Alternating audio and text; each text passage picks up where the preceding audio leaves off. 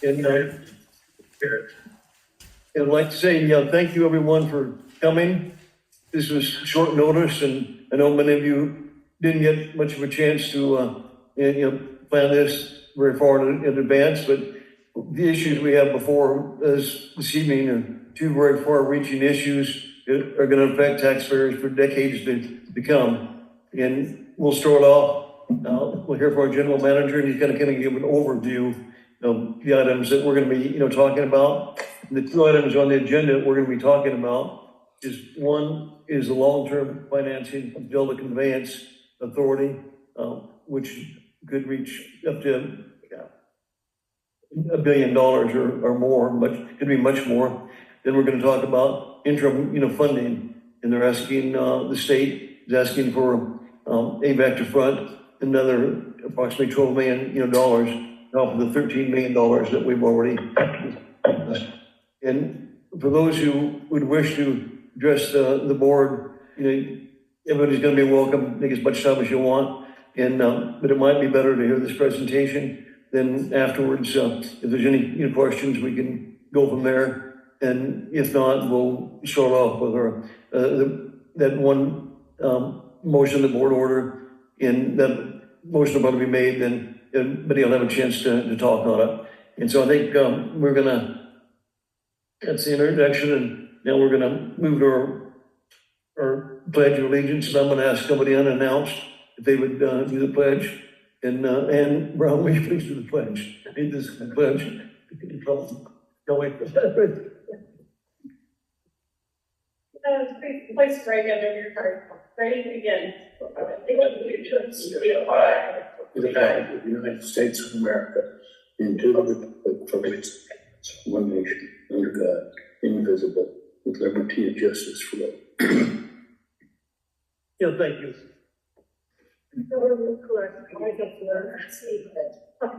Then we'll move on to Madam Secretary, a roll call, please.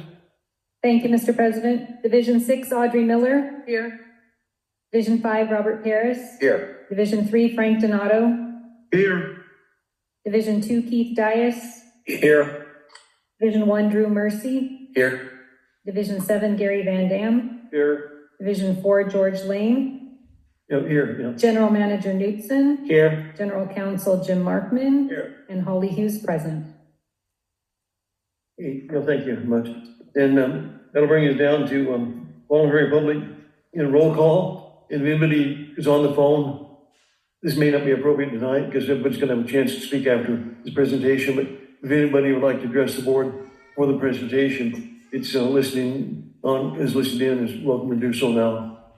Okay, not hearing anybody, we're going to move on to public comments. And again, this probably may not be appropriate to make them now until we've had our presentation. So not hearing any, we're going to move on to adopting the agenda, and that is a board order, adopt agenda, the workshop of March 15th, 2025. So we need a motion and a second. Mr. President, I'll move on 6A1.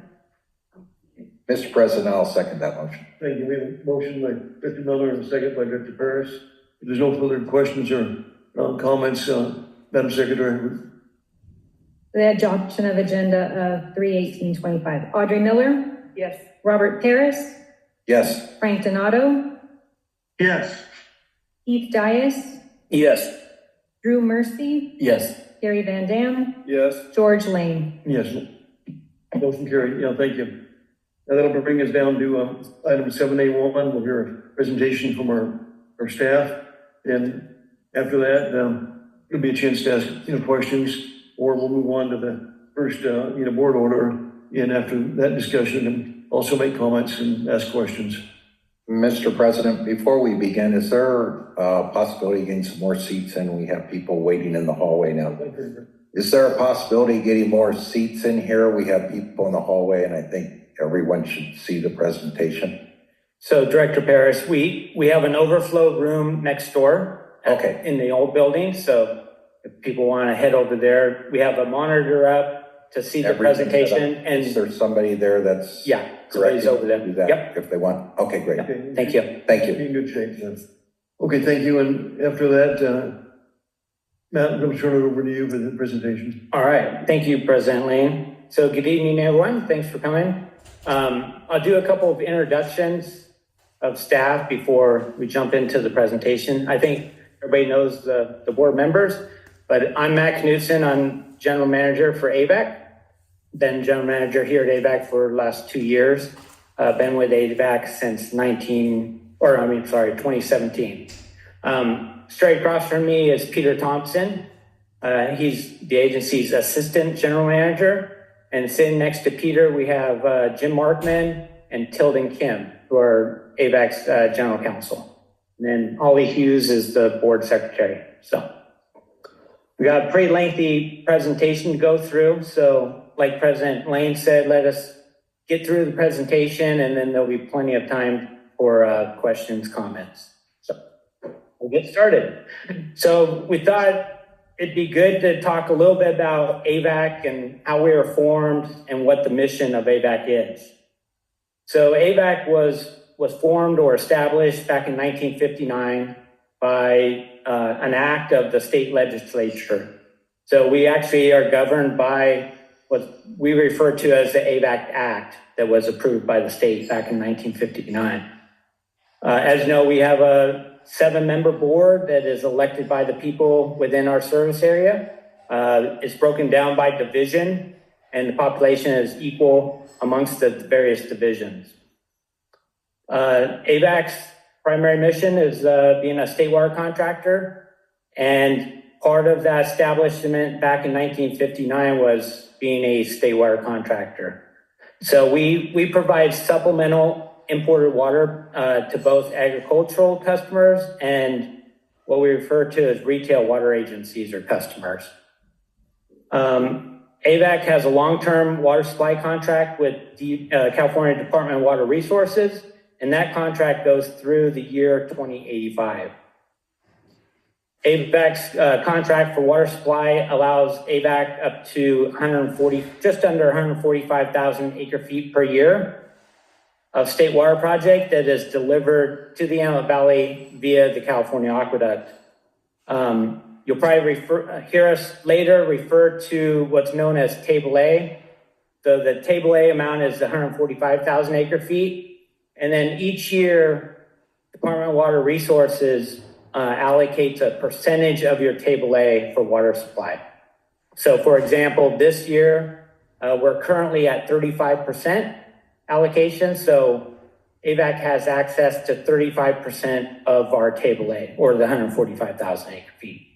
In 2023 was last year that we saw 100% allocation. So you'll see that in some upcoming charts.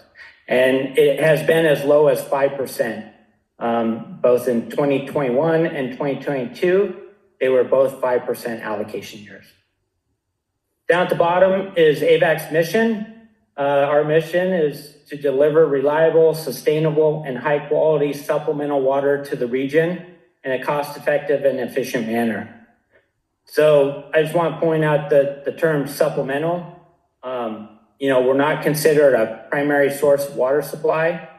We do our best to make our water supply as reliable as it can be, but there are times that we don't have any control over the imported water being delivered to AVEK. So that's why we're a supplemental water supplier. So AVEK's service area is very large, covers over 2,400 square miles. You can see the map there. We cover parts of LA County, Kern County, and a small sliver of Ventura County along the 5 freeway. We serve a population of about 350,000 people that reside within our service area. And then we also serve those communities listed there, Lancaster, portion of Palmdale, Rosamond, Edwards Air Force Base. A lot of people don't know we serve them. We serve down into Acton, Agua Dulce, the West Antelope Valley, Lake LA to the east. So, like I said, it's a very large service area, and we cover the cities of California City as well to the north. So we go all the way out to the San Bernardino County line to the east, and then the LA County and Kern County line kind of bisects the service area right in the middle there. So some of the direct customers of AVEK that buy water from AVEK that's treated and delivered through our system are listed there. So a number of retail water agencies, our largest customer is LA County Waterworks. They typically buy about 75% of AVEK's water supply each year. Courtsville Water District, a number of mutual water companies, I couldn't list them all there. Tone Ranch, Roseman out in Kern County, Edwards Air Force Base, and the U.S. Borax Mine out along Highway 58. So a wide range of customers that each have different needs for the water supply. Back in the early days, AVEK was primarily an ag supplier. So you can see on the map there, hard to see, but we have the various pipelines throughout the AVEK service area, and that's kind of the backbone of our water system. So in the early days, out on the west end of the valley, what we call the West Feeder, a lot of the ag customers would take water off of that system directly. But over time, water shifted from the ag customers to primarily M&I or the retail customers. Some services that AVEK provides. Number one, we're a regional importer water supplier. I talked about that 145,000 acre feet per year of Table A.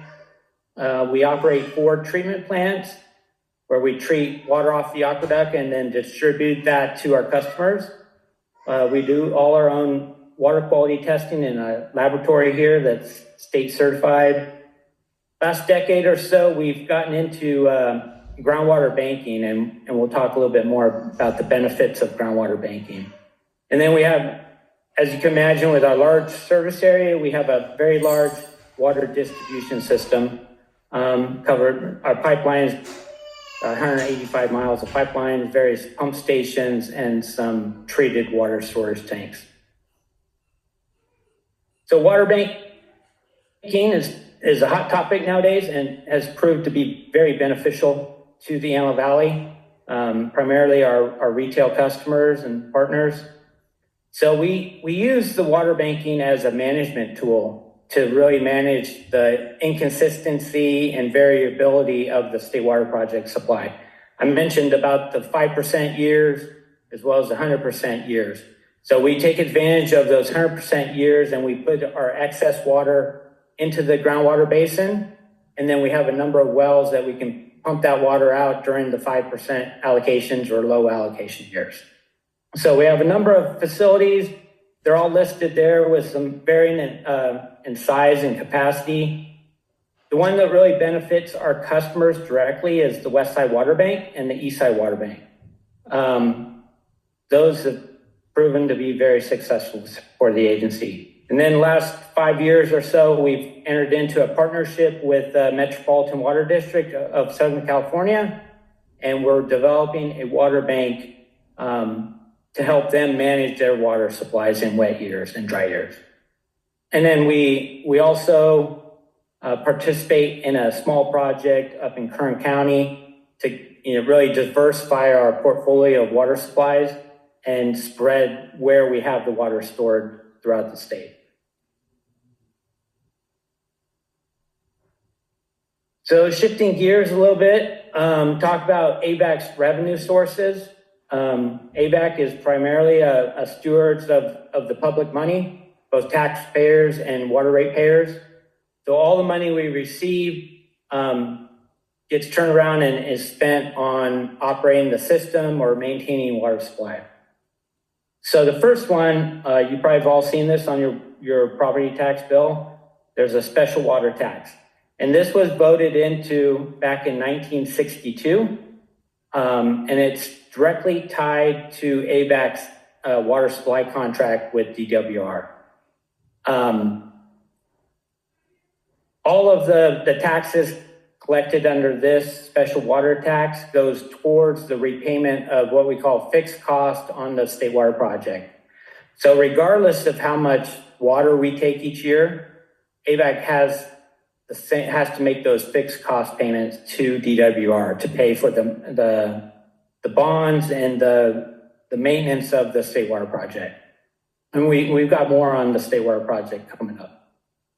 The next category is AVEK's share of the 1% ad valorem tax. There, you also pay taxes, the 1%. AVEK gets a small percentage of that tax as well towards the operation of the agency. Then we have water sales and transfers that is collected only from the folks or agencies that buy water directly from AVEK. So vacant landowners are not paying for this category or the expense associated with delivering water through the state water project. So there's a number of things that are covered in that cost. There's what we call the variable cost of moving water through the state water project. There's the treatment costs, all the AVEK personnel costs, pumping, and water banking, to just name a few. And then the last category is water supply capacity charges. And this is collected only from new developers. So that the revenue from this source gets used to expand or increase the capacity of the water system. So the ratepayers and taxpayers are not paying for increasing pipe sizes, water treatment plant expansion, etc. So this is a slide that shows the history of the special water tax. You can see AVEK began collecting that and assessing that in 1960. And then the first delivery of water was in 1972. So there's a number of years that the folks of the Daniel Valley had to pay for the state water project before it became operational. So first delivery was in 1972.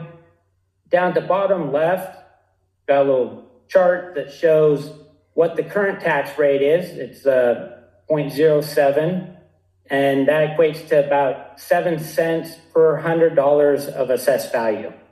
So real quick example, if you have a $100,000 assessed value on your property, you're paying about $70 per year for this special water tax. And you can see the chart there, it went as high as about 35 cents in the 70s, 80, and then it's dropped significantly to what it's currently at, which is the 7 cents per $100 of assessed value. On the bottom right, we have a reserve policy where board has set a policy target where we want to have at least 100% of our annual state water project fixed cost in reserves. So our annual fixed costs are currently about $33 million a year. We currently have $42 million per year in the reserve. So we're a little bit over what the target is, but that's kind of how we manage that tax rate and make sure that we have enough in reserve to cover any unforeseen costs and cover that expense each year. So just because the tax rate stays the same doesn't mean your tax dollars doesn't increase, because it's directly tied to the assessed value. So this looks at the last 20 years. You can see on the left, it's a total assessed value of the entire AVEK service area. So it is all the properties, cumulative amount of the assessed value. And then on the right column, you can see the secured taxes paid. So we're currently collecting a little over $40 million through these secured taxes each year. And that's up from about 15 million back in early 2000s. So that you can see that increased assessed value throughout the agency, and that directly increases revenue to pay for the state water project. We're going to switch gears a little bit. Peter Thompson's going to talk a little bit about the state water project. All right. Thank you, Matt. Good evening, board. Good evening, public. We're going to go through State Water Project. The first slide we have is very simplistic. Just wanted to give an overview of where the water comes from and some of the facilities that are a part of the State Water Project. So if you're looking at that yellow California slide there, the light blue lines are natural waterways that contribute to the water that we receive from the State Water Project. The dark blue are the canals and aqueducts and pipelines that the State Water Project uses to deliver water throughout the state and into the Antelope Valley. If you look at that topmost mountain, that's really close to where the first piece of the State Water Project is. It's Lake Oroville. You may have heard about it. There was a spill there back several years ago. That is the first piece of DWR State Water Project. It holds water collected from the Feather River watershed and then is released, and it runs down the Feather and Sacramento River into the Delta. And then where you see that blue line start below, near that middle mountain, that's where our pumping facilities are at. And so it pulls water out of the Delta, puts it into the aqueduct or into a San Luis reservoir for storage, and then eventually moves its way down to all the different contractors, including AVEK.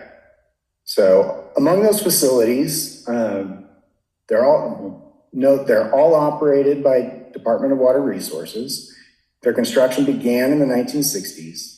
There's 34 storage facilities, so a lot of them are lakes and reservoirs with dams associated with those.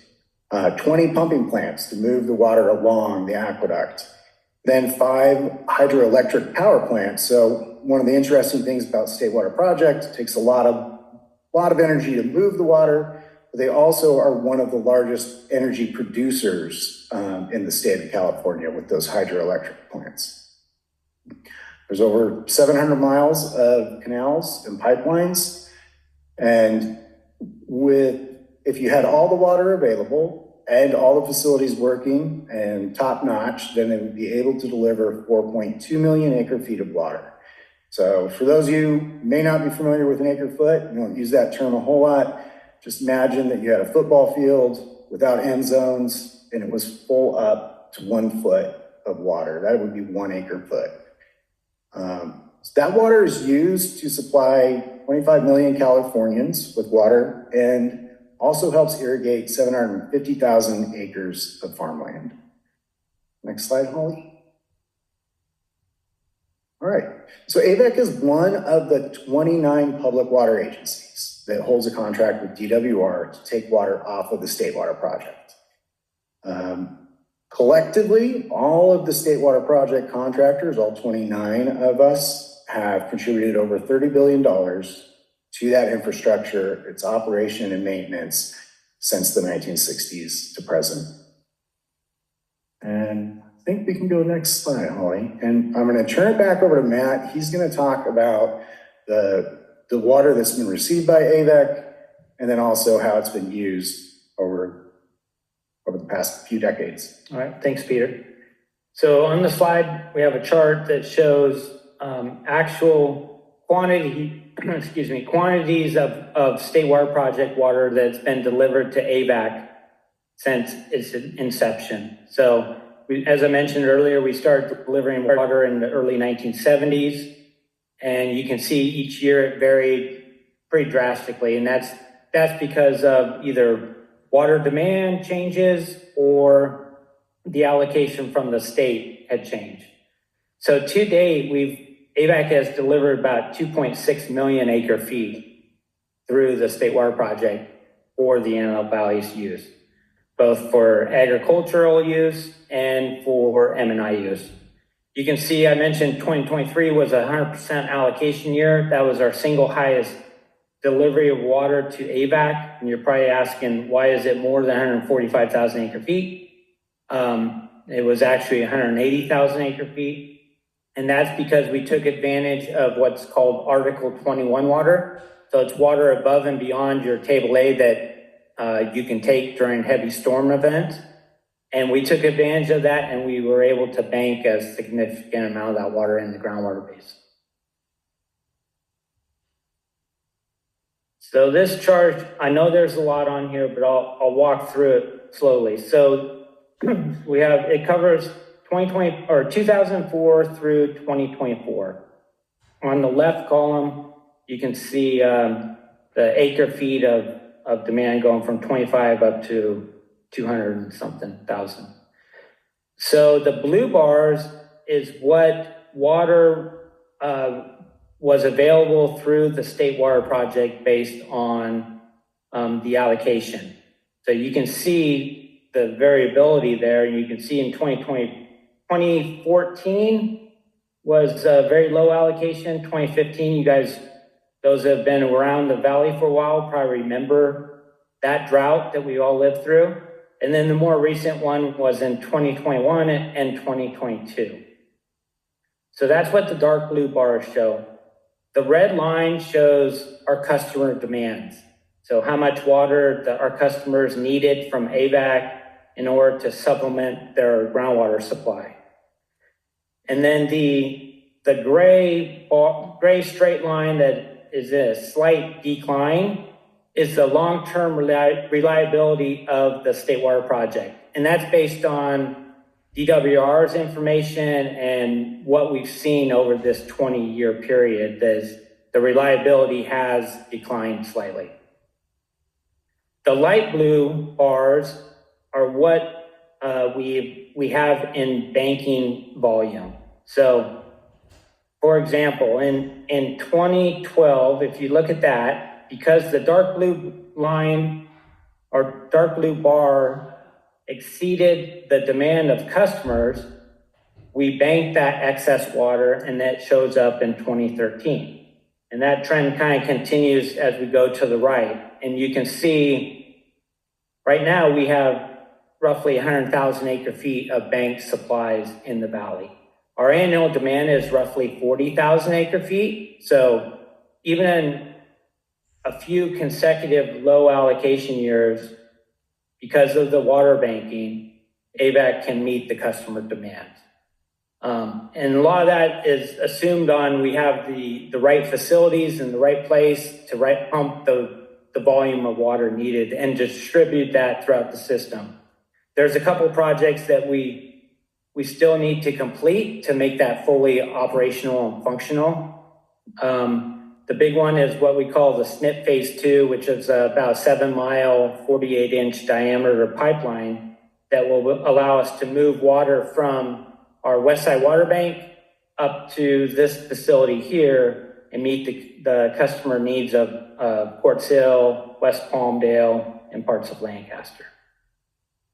So again, banking has been very beneficial to the agency. And then the orange bars is just showing our adjudicated groundwater supply available to AVEK. So it's a very small volume compared to our Table A, but it is a supply that we do or we can rely on. So the top chart shows some projected demands within our service area. And this is right out of what we call our 2020 Urban Water Management Plan. Every 5 years, all the water agencies have to prepare a plan that forecasts out 25 years into the future and estimates their supply, water supply is available, and what their demands are going to be. So you can see the period of 2025 through 2045, the total service area M&I demand for AVEK ranges from 73,000 acre feet per year up to 91,000 acre feet in 2045. And this is looking at all demands within our service area. So it doesn't... Repeat that, Matt. What was the last thing you said? So that number is based on all the projected demands within the service area. So that's LA County Waterworks, Port Sill, Roseman, everything. And they're all clumped together, and that's what that volume is. Then we subtract out what supplies they each have collectively from that top row. And you can see it's labeled non-AVEK supplies total. So in 2025, The retailers had about 30,000, just under 30,000 acre feet available of groundwater rights that they could pump and supply. So the balance needs to come from AVEK. And in 2025, this is out of the plan. It was slightly higher than what we're seeing. We're seeing demand slightly under this for 2025. But it shows a projection looking out 20 years. And this takes into account projected growth and increased water demand within the AVEK service area. So it's projected to grow from about 40,000 up to 57,000 in 2045. And an important factor to tie to that is down below, we have a chart that shows what DWR is estimating the long-term delivery capability report, it's called, and Peter's going to talk more about that, but they estimate that the long-term average of the State Water Project yield is going to range anywhere from 53% down to 41% over the next 20 years.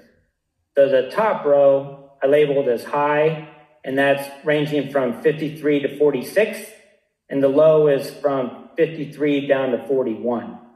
So based on a 53% reliability of State Water Project, on average, we should receive about 73,000 acre feet of State Water Project supply. So, and that ties to the upper chart, and as long as AVEK is managing that supply appropriately, should be sufficient water to meet all of our customer needs with water banking. So I'll kind of pause there. Are you getting ready for a question, Director Lane? No. No, okay. And let's see, I think of this, I'm going to turn it back over to Pete. All right, thank you, Matt. So, But just one thing, we don't want a lot of people haven't had dinner yet, so we want to get the important information out, but let's make sure we try to be precise. all right, I'll do my best. All right, so this chart shows you the same allocations that Matt had showed you earlier. So those blue bars are the allocations from the State Water Project. That black line is what DWR estimates every 3 years. They do an estimation of how much water the State Water Project will deliver on average. That had tied into Matt's previous slide showing that 53%. That's where we're at right now. You'll see that black line trends into a red line at the end, and that is DWR's projection of what the average supply will be in 2043. So looking out almost 20 years. And they expect it'll be between 46 and 41%. And all right, so then one of the things we want to look at is what are the causes of the decline in the State Water Project? And it's important to know where the pumping facility is located. So what you see up there is a picture of the Bay Delta. And our pumping facility, the Harvey O. Banks pumping plant, is located at the southern end there. It's very close, tied into the San Joaquin River. Our water that we store up in Oroville and release comes from the north on that chart, so down the Sacramento River into the Bay Delta. Things that have had impacts and reduced the reliability of the State Water Project have been the increasing variability in hydrology. So instead of having a more consistent snowfall, snowpack, or rainfall, it's been very variable over the last 15 years. And we've gone through some pretty serious droughts during that time frame. The other impact has been warmer temperatures, and that kind of hurts the State Water Project in 3 different ways. You get more rain and less snow. Rain, when it comes down, comes out of that system, that water system, very fast. So it's harder to capture it if it's all coming down as rain. It also has a tendency to melt the snowpack faster. So your time to pick up the water as exports in the Delta shrinks. You don't have as much time. And then finally, the warmer temperatures also have been drying out the watersheds. So Mother Nature takes the first cut of that water that's coming out and absorbs more of it. So there's less runoff. The other thing is the dependence on the San Joaquin River flow. San Joaquin River flows about 1/6 the flow on average of the Sacramento River. And many of the regulations for operating the pumps that export the water are tied to the San Joaquin River flow. So that has been a big issue over the last decade of being really restricted at those pumps and not being able to move the water. You've probably heard folks talk about, like, why is the water just running out to the ocean? A lot of that has to do with high flows coming down the Sacramento River and running out of the delta, and then when the pumps are positioned at the southern end, you're unable to capture those flows because you're regulated by the San Joaquin River flows. Also, the big impact has been endangered species. You probably heard of smelt. Salmon are a factor at that southern delta pump. So when you run those pumps, it pulls the rivers backwards. It can pull fish out of their flow patterns, out of their migratory patterns, and that becomes an issue there. Also, when those pumps are operated, it can create water quality issues. You can bring in salinity. You can also bring in turbidity, and those can be causes for shutting down or slowing down the export pumps at that southern area. Not a threat, not a cause for recent decline, but a concern of future decline is that there's a very fragile levee system within the delta, and that a significant earthquake could damage the water quality and the flow patterns in the area for a very long period of time. And I think that covers that slide. Thank you, Holly. All right, we're going to talk about the Delta Conveyance Project, what it is and why it's being proposed. And we can go on to the next one. If I could just add here, Pete, these next several slides are prepared or were prepared by DWR and the Delta Conveyance Authority. So these are not prepared by staff. All right. Thank you, Matt. So I'll summarize here. Having the Delta Conveyance Project would put intakes on the Sacramento River, so in the northern portion of the delta, and that would allow for the capture of water during winter periods where the southern pumps can't capture water. It also would help capture flows when you have those high rain events and be able to capture those high flows on that Sacramento River system and be able to export a small portion of that to the State Water Project. It's those extra exports off of that system, off of those new intakes, that would help buffer out the decline that we've been seeing in the State Water Project over the last several decades. And finally, there's an intent to modernize the project so that should there be a seismic event, it won't cause the State Water Project to be out of service for a prolonged period of time. And then also prevent against the impacts of sea level rise and increasing salinity near those pumps. So that's the intent of the Delta Conveyance Project. Thank you, Holly. So one of the things that we asked DWR to look at, when I say we, I mean the collective state water contractors, was to model it out and see what would have been saved water-wise in the last few previous years. So looking at that 2021, 2022 timeframe, it would have captured an extra 236,000 acre feet of water. It's not a huge deal in the overall picture of the State Water Project, but given that that was a 5% year, it would have more than doubled what supply each contractor had that year. And in the AVEK's case, it would have provided 9,322 acre feet of water. January 2023 was similar, but that's just looking at 1 month. That's not as consequential because, as Matt showed you, we had a 100% allocation year, so that 9,000 wouldn't have made as big of a difference. But looking at January through June of 2024, it would have changed a below average year to an above average year. So that extra 30,000 acre feet that we could have yielded for AVEK would have changed our allocation from a 40% allocation to 65% allocation. And that's water that AVEK would have used to bank locally. All right, next. All right, so the short and simple version of what's being proposed is two intakes on the Sacramento River that will be located about 20 miles south of Sacramento, near the town of Cortland. Those two intakes will allow for 6,000 cubic feet per second flow of water through a tunnel. That tunnel is going to be 45 miles long and 36 feet of inside diameter, so very large tunnel. It includes new pumping plant, new aqueduct extensions, and a structure to discharge the water into the Bethany Reservoir. All right, thank you, Holly.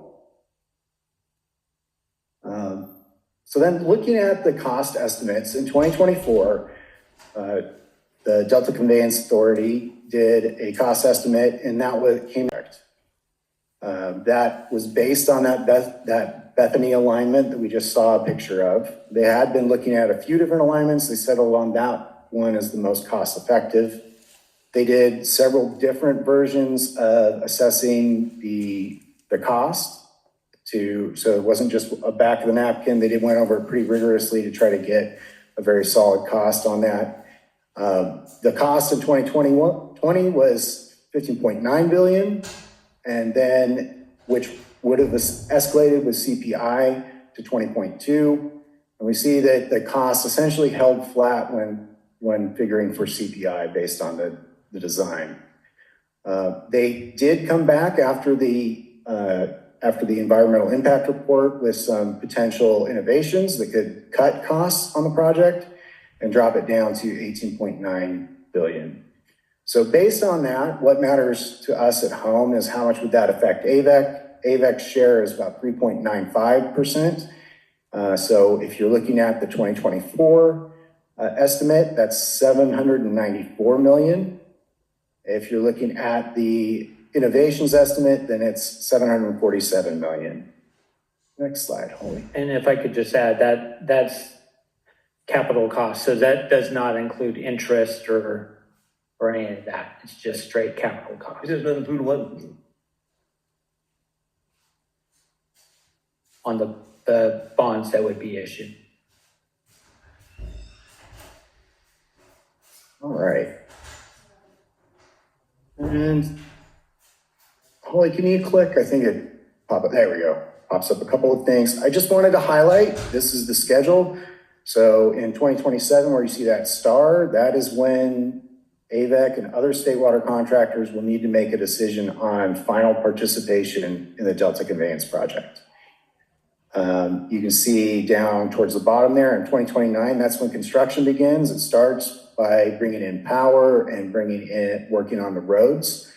Tunnel effort construction begins about 2030. And then the final completion for startup is between 2042 and 2044. So it could likely be 2045 before the project produced water. All right, next slide, Holly. All right, so this is just a slide shows there are 18 participating contractors. So of those, there's 3 that have yet to take their vote. And that includes AVEK, Kern County, and Ventura County Watershed Protection District. All the other 15 agencies have already taken their vote, and they've all approved at this point. All right. So we wanted to bring this up here. This is, if you are interested in the Delta Conveyance Project, you can go directly to DWR at deltaconveyanceproject.com or directly to the Delta Conveyance Authority at dcdca.org. So I highly encourage you, if you're interested, to look at those materials that they have. I believe we do. Yes, right? on the table out there, there's a flyer. Yep. Thank you. All right. And I think with that, I'm turning it over to Matt. Yeah, so the next 2 slides were requested by President Lane, and these are next couple slides were right out of the latest report that's prepared each month from the Delta Conveyance Authority to talk about or give highlights of their budget that they're working off of currently and what expenses they had. So I'm not sure if there's anything specific, President Lane, that you wanted to highlight here or just make the public aware.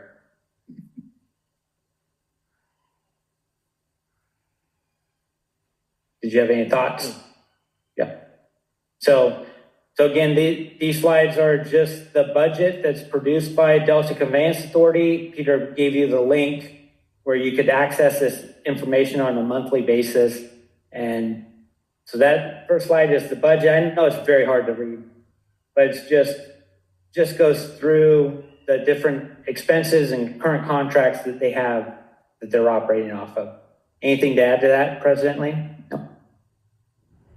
All right, so what has AVEK financially contributions to date for the DCP? What have they been? So we've contributed since 2018 towards this project, and you can see there are no payments in 2019 or 2020, but 21, 22, 23, 24 total has been about $13.5 million to date, and this is just AVEK's share of the project at 3.95%. So these funds have been used by DWR and the Delta Conveyance Authority to work on preliminary engineering, design, environmental impact report, some geotechnical work, permitting and water rights, the modeling to show, pros and cons on the project, and then the cost estimate that Peter spoke about.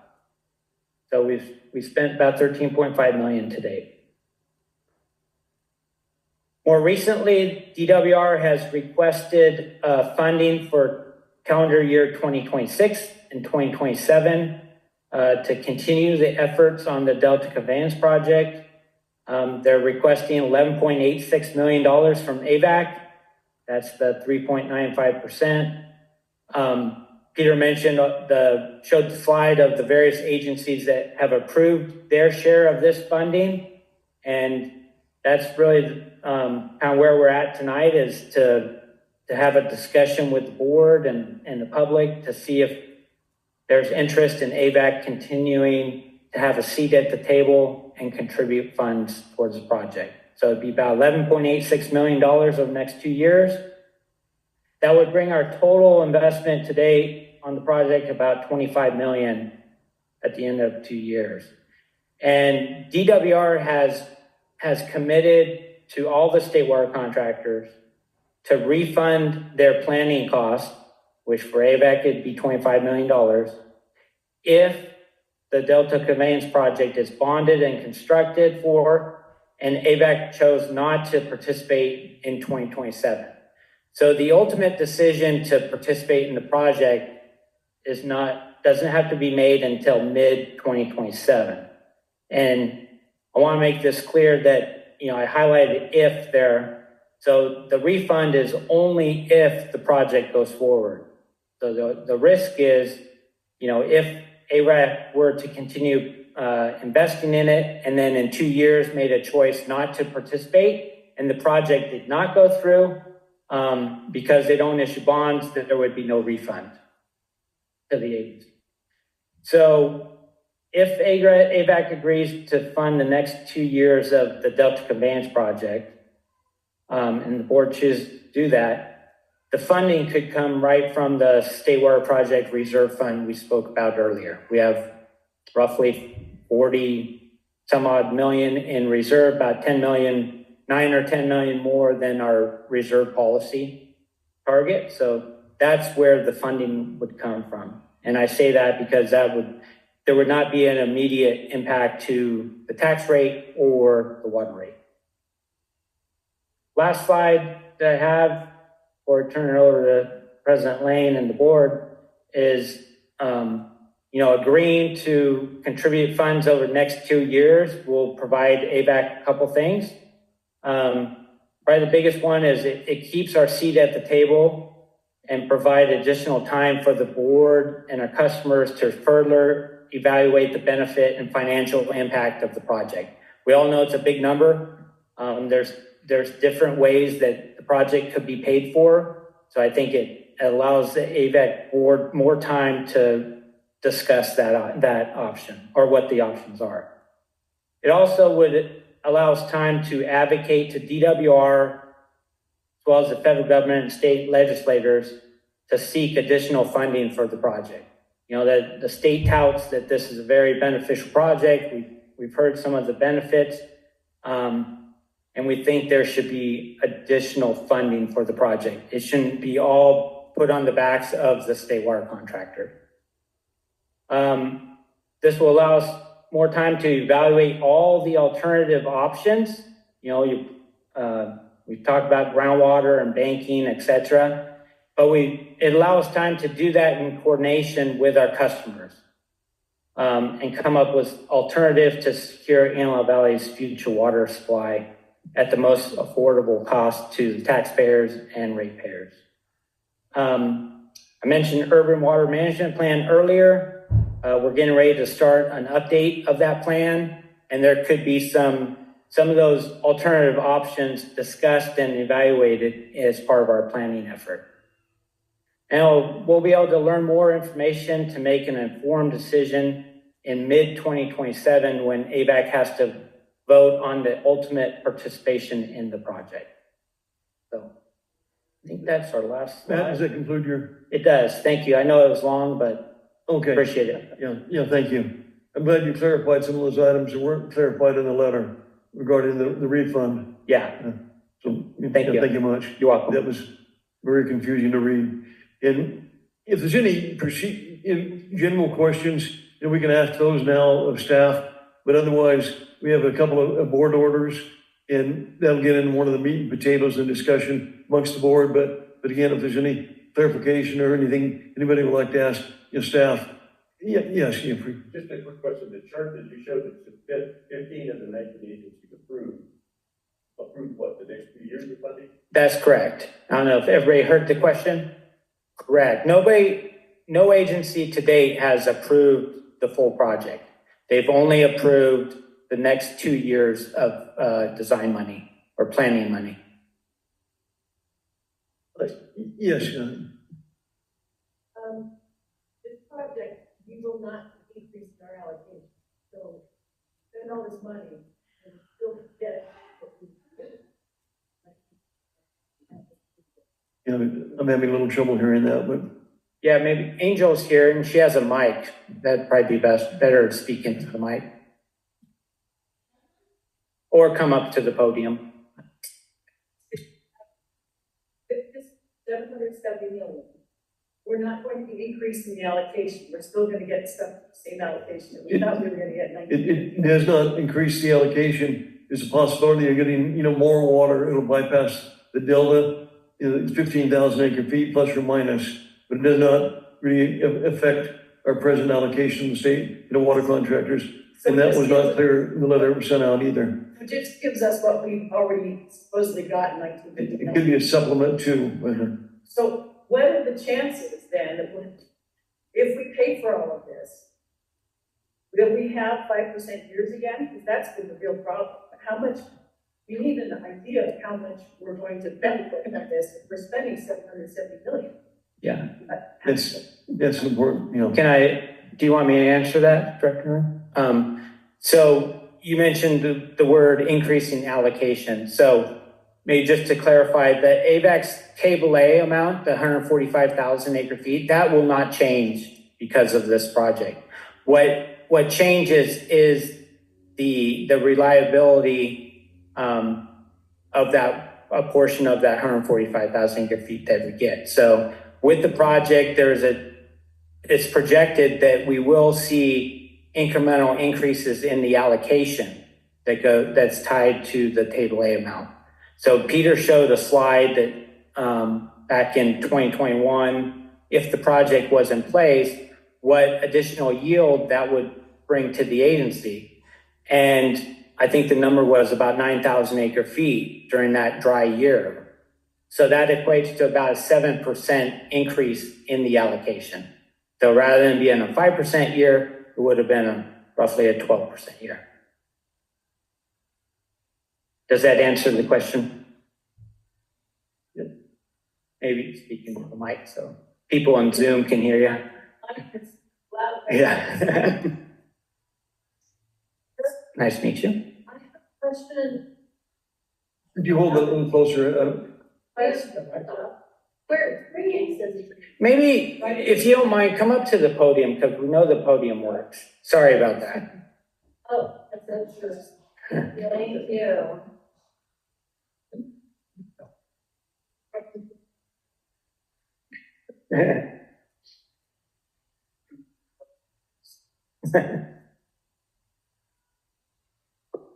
What I would like to know is what the total cost for the entire project, including interest and on bonds that will be required to create this project. That's probably a scarier figure than the ones that you've given today about current costs and what the actual construction will be. So that would be appreciated because I think taxpayers need to know that. I don't want to pay any more on my property tax. I've been paying for 40 years for special water in an area that is not reached by infrastructure to deliver aqueduct water to our community. And there's lots of people in the Antelope Valley who pay for special water who are on wells or have water delivered that will never see any of this water, ever. So that's a problem. I don't mind, if you don't mind, I'd like to ask about the possibility of the total cost growing like the high-speed rail. Because as time goes on, all of these construction projects cost more and more and more. And that's worrisome to all of us. So also a statement, Mr. Knudsen, what in your letter mentioned possibly losing all aqueduct water. Could you clarify that for me?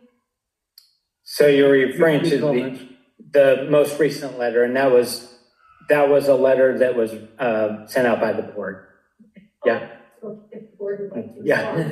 And we'll be discussing that a little bit as the meeting goes on, but good comments. Okay, is there any other comments? Procedural, okay. Could you come up, just. I was going to speak really loud. Okay. Why are rural, well-owned people part of the 350,000 / customers? You know, like she was saying, we aren't plumbed to be given any allocation of the waters. It's not going to benefit us just to know that our neighbors are getting it, but we're going to pay for it. That's my question. You want me to respond? So I think you're referring to one of the earlier slides that talked about the population within the AVEK service area. And you're referring to people that are well owners that are not technically customers of AVEK receiving water. So that you're right that 350,000 does include people that are on a private well and aren't receiving direct water from AVEK, but do have to pay based on the 1962 voter indebtedness special water tax. Everybody pays a portion of the tax. I don't know how to answer this, but Jim, are you? I would just add one thought to that AVEK played a substantial role in the adjudication that occurred to protect the groundwater resources and keep the elevations up where they ought to be. And AVEK also is the source of state water through AVEK is the source of the replacement water that's purchased through the assessments in the adjudication, all of which is meant to protect the basin and preserve it for the well owners.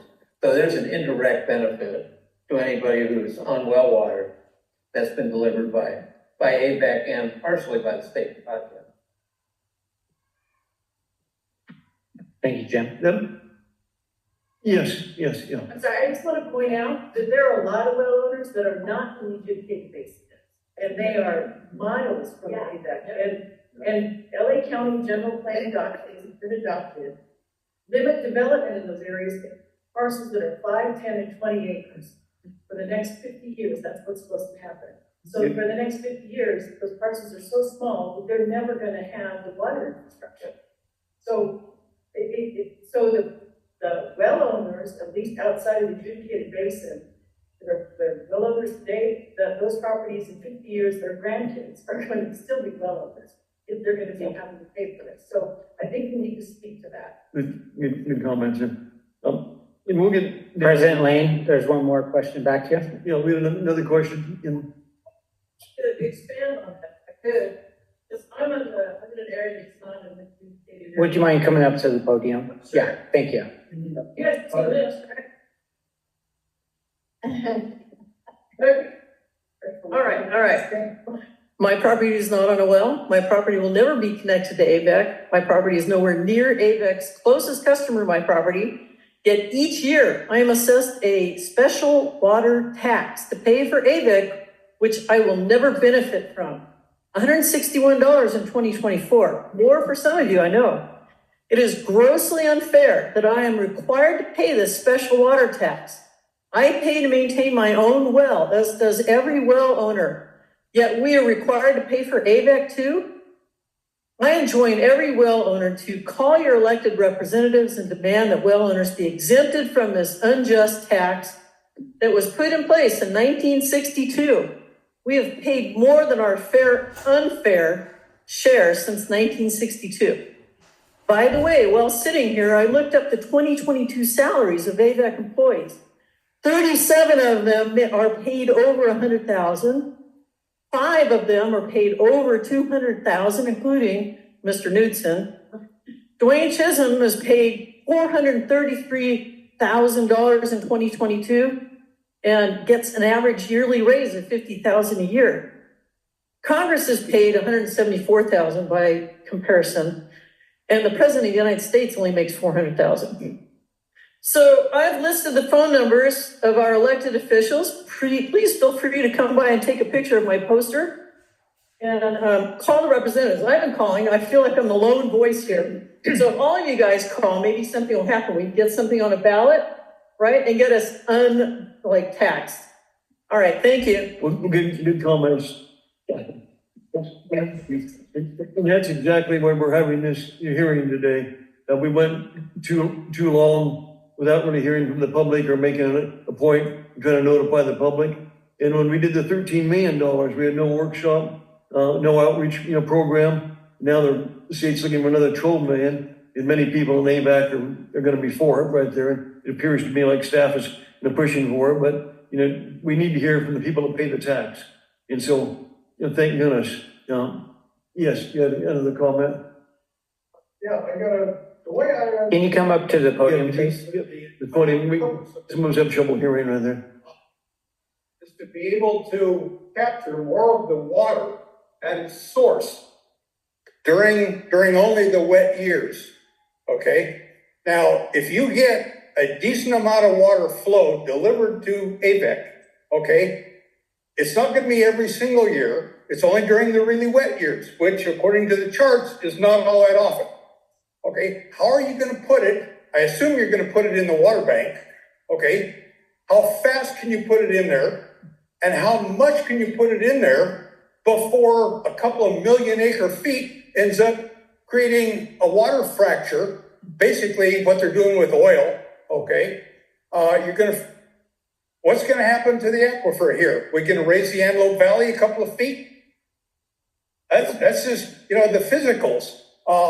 The money that we spend to them, okay, how much more are we gonna spend here when you finally figure out you've got to put a whole lot of water really quickly in the aquifer?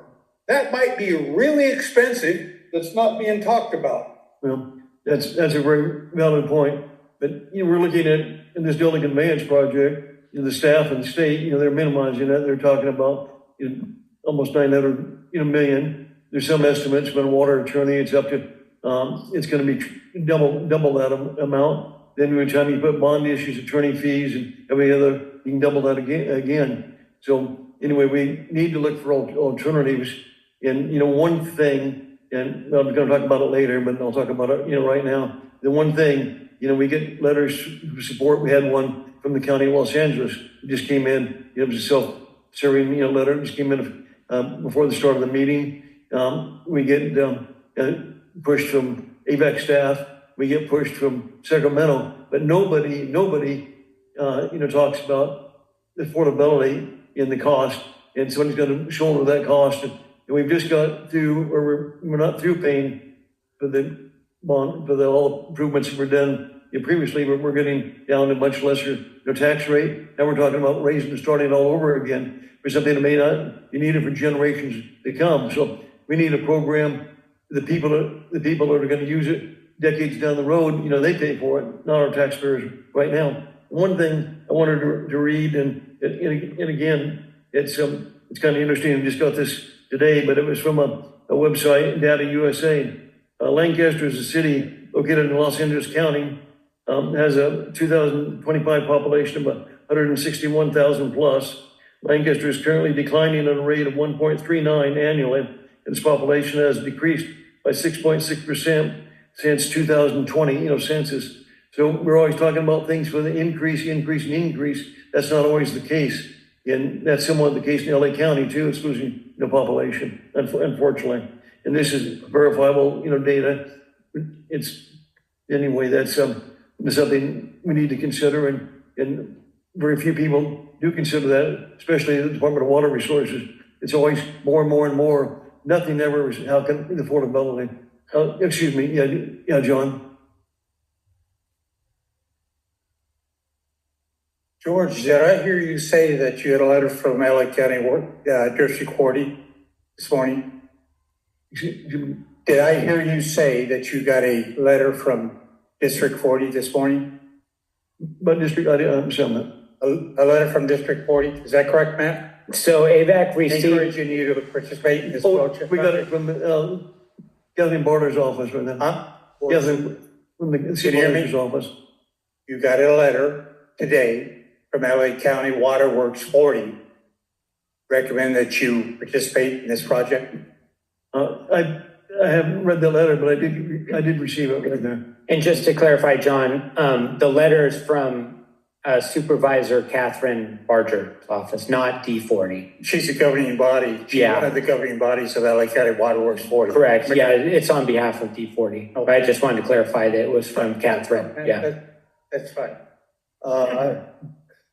They've got a project coming up here that was up today to vote. It's for a large project over in the city of Lancaster on Avenue M. And if I'm not mistaken, it's east of Division.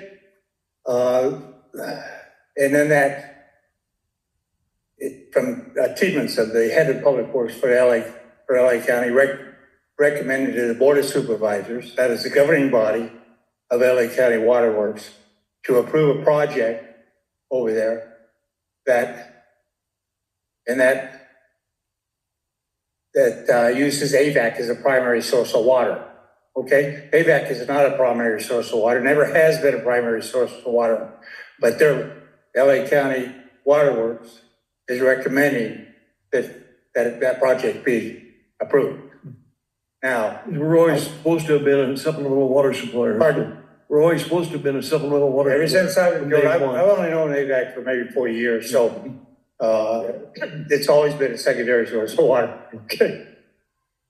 So the problem is that the city of Palmdale and the city of Lancaster have used AVEK water as a primary source of water for all their development. Okay? For all their development. City of Lancaster, in the subbasins, they're in what they used to call, up until adjudication, they used to call that the Lancaster subbasin. They now, am I correct, Ms. Martin? Okay? Now they call that the Central subbasin. Now, if you take a look, USGS has done studies back in the late 80s, early 90s, that indicates that they did a study for Edwards. Okay, they paid for it. John Klein was head of USGS, Devin Galloway, Michael Phillips, they were all out there doing that study for Edwards Air Force Base. The study comes up with pointing their fingers at the city of Lancaster and District 40 for causing overdraft. If you take a look at their study and studies that the city of, don't shake your head at me, Rob. Miss John, if you have some sites to that, that would be good, but I do. I just quoted we have you. All you the have to city do, Rob, manager is take from a look Lancaster at the here. US. No, I think you're making comments that No, you I'm not can't making comments that I justify. don't. Well, okay, Rob, prior to the adjudication, what was the? Mr. Yukich, Pardon? why don't we talk together about this sometime? We talked together all We the don't time have- ago, Rob. I had lunch with you. Yeah, but it went really I don't well. have to have this with you at all, but I don't want these people to think that the problem is that we're facing right now is caused by the city of Lancaster and the city of Palmdale. Well, Okay. I think those are inaccurate comments and we have the city here so they can Now, comment on it. were you around, Rob, when these things were going on, with, USGS? Yeah. You're the chair of the Yeah, Water Master Board, Rob. Yeah, this is inappropriate right now, so I'll I just. don't know, is that let our inappropriate? Chairman, You guys, handle this. you sat this deck, Rob, and it checked me off a month ago with all your Lancaster people in here, including your brother Rex, okay? You went ahead I'm and set sorry the it deck. picked you off. Now you see the people. These people here, well, all these people were never notified of that meeting. That's not true either. Thank goodness we've had. They were, the we only had ones that were representatives. notified on that and was the actual users of the AVEK water. Not the Acton, not Akadosi, not Sun Village, not Parablossom, not 3 Points, not Lakeview. None of those guys were there. They are all taxpayers, they are all taxpayers in your district. Now, I always enjoy talking with you and I'll be happy to talk with you anytime. This is Okay. inappropriate and our chairman's not. I hope I made Very good comments. to the public. And that's something, we need to talk further about. We have water in this basin. We have water. We can go to the farmers. We can go to Galen and Julie Cow. We can go to, if that goes down, if the Venice province goes down, we can get our water to get through to Gary Van Dam. He's got water. He's got production right. Galen Cow, Julie Cow, Mary Chirinos. You have production right. AVEK has production rights. You got water up in San Luis. That was brought up to the group in your presentation. I'm not picking on you, Peter. So, but anyway, I think you got my point, Rob. So Thank you, John. Always enjoy talking to you. Thank you, Rob. Good comments, thank you. Is there a question?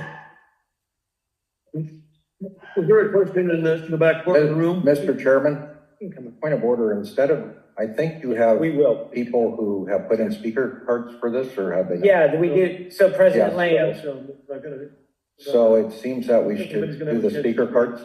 Yeah, I know, but the way you're doing this, it's kind of, Everybody has a chance to speak in the card or not, but so are you going to do the speaker cards, or are you just going to? if everybody's gonna have a chance, if they raise their hand, they have a chance to speak. Do we have some speakers? so yes, President Lane, we do have a stack of speaker cards, and my recommendation would be that we go through those. And we're moving on and we'll get to that.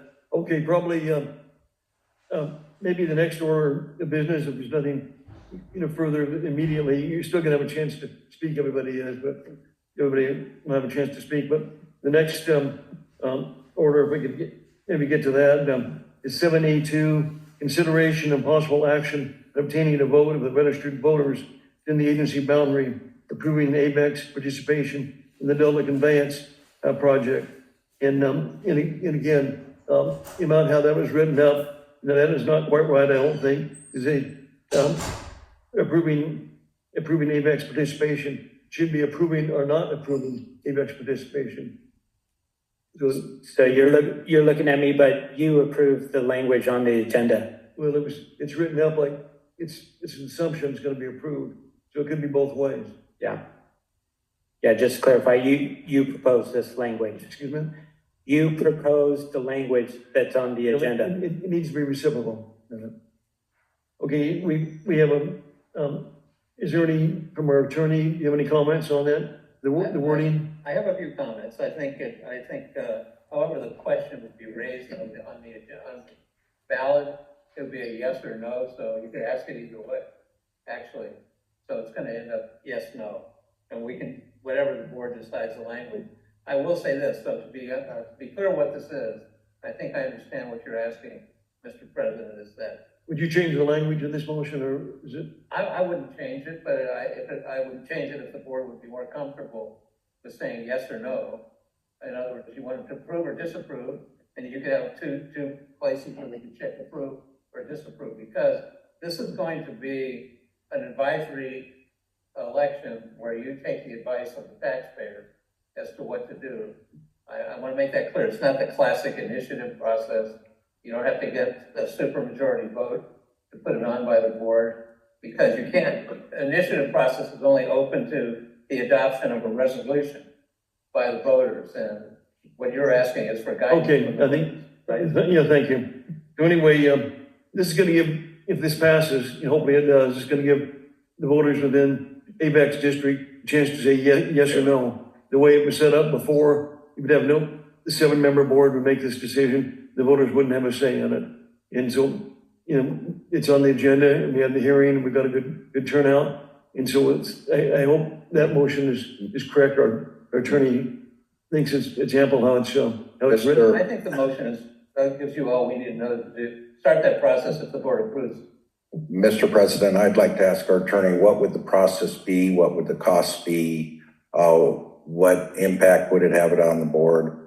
Is this for this stage that we're talking about now, or for the stage after we know what we would be voting on at some point? I think if the president wants this delivered to the people, we'd get the earliest election date that's available from the county.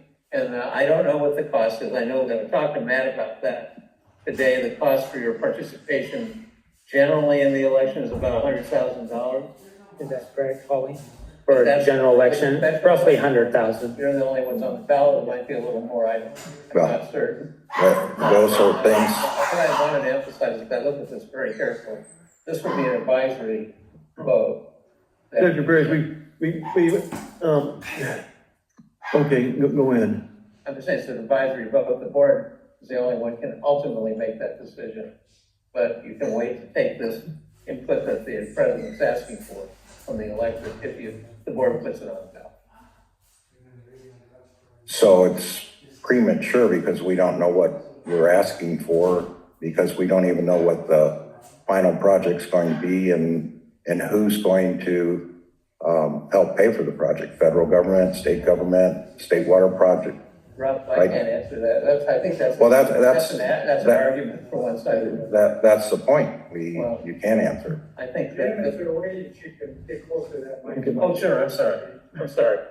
My point is that Okay, put on by the president of the board to be the acted motion on now. So that's as the board order is written, would yes, I think take care of it. So we can implement it. a motion would be in order to adopt 782. We have a motion. Mr. President, what you're attempting to do, it seems, is what you're attempting to do is go forward and with a vote that has nothing to do with what we're looking at right now. We don't know. I don't think any of us know for sure if we're going to be voting on the Delta Conveyance. Yeah, it makes a commitment on the board's portion. Well, to have it go to the electorate. Yes, so why? 7-member board or 3 or so members set aside a $2 billion Yes, issue. and Mr. President, why don't we listen to the speakers that have put in to speak on these subjects and then have a discussion about it? That's what we're gonna do. We need a motion. Well, we have speaker cards. We've had a presentation. Do you not want to hear the speakers? Once the motion and second is made, we will do that. Mr. President, this is Keith Dias. May I ask a question? Yes, Keith. This question also is for Jim Markman. Jim, it appears that this board order might be connected to the next board order in a fashion. In other words, if we approve Board Order 782 tonight, would that essentially prohibit us from approving the next board order, 783? Because would it require a public collection? It would be totally inconsistent. If the majority of the board approves 782, 783 would be completely inconsistent with the first vote. Yeah. But that doesn't mean the board can't be inconsistent. I just can't see. So Keith, that would be, put us to the point where it'd be hard to figure out what to do if the board voted to put in the money now, but, go ahead and have an election that says, well, whether we should put in the money. Mr. President, I move to table this item until we know the cost and have had further discussion on 783. And Mr. President, I'd second that motion. Okay, I think you're trying to avoid the issue, and it's the same two people that voted on the other issue, the letter was trying to be sent out. You didn't want that letter to go to the public. You changed it so it was not accurate right there. Mr. President, you're absolutely not saying the truth. Okay. Yeah, we have a motion and a second. Madam Secretary, we can have a roll call. Actually, I think we need to hear public comment before we vote. Yeah, public comments on it. So I know there's a number of folks that submitted comment card or public speaking card, but anybody want to speak on this item? You can read public. They just go through the list, see if they want to speak on this item. Luis Perez from Reseda.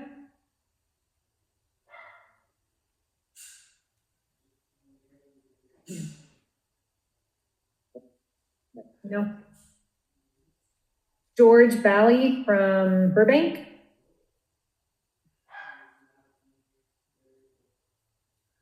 Marcy Watton from Leona Valley. Okay, we got you. Thank you, Marcy. Helen Boyce from Lake Isabella Boulevard.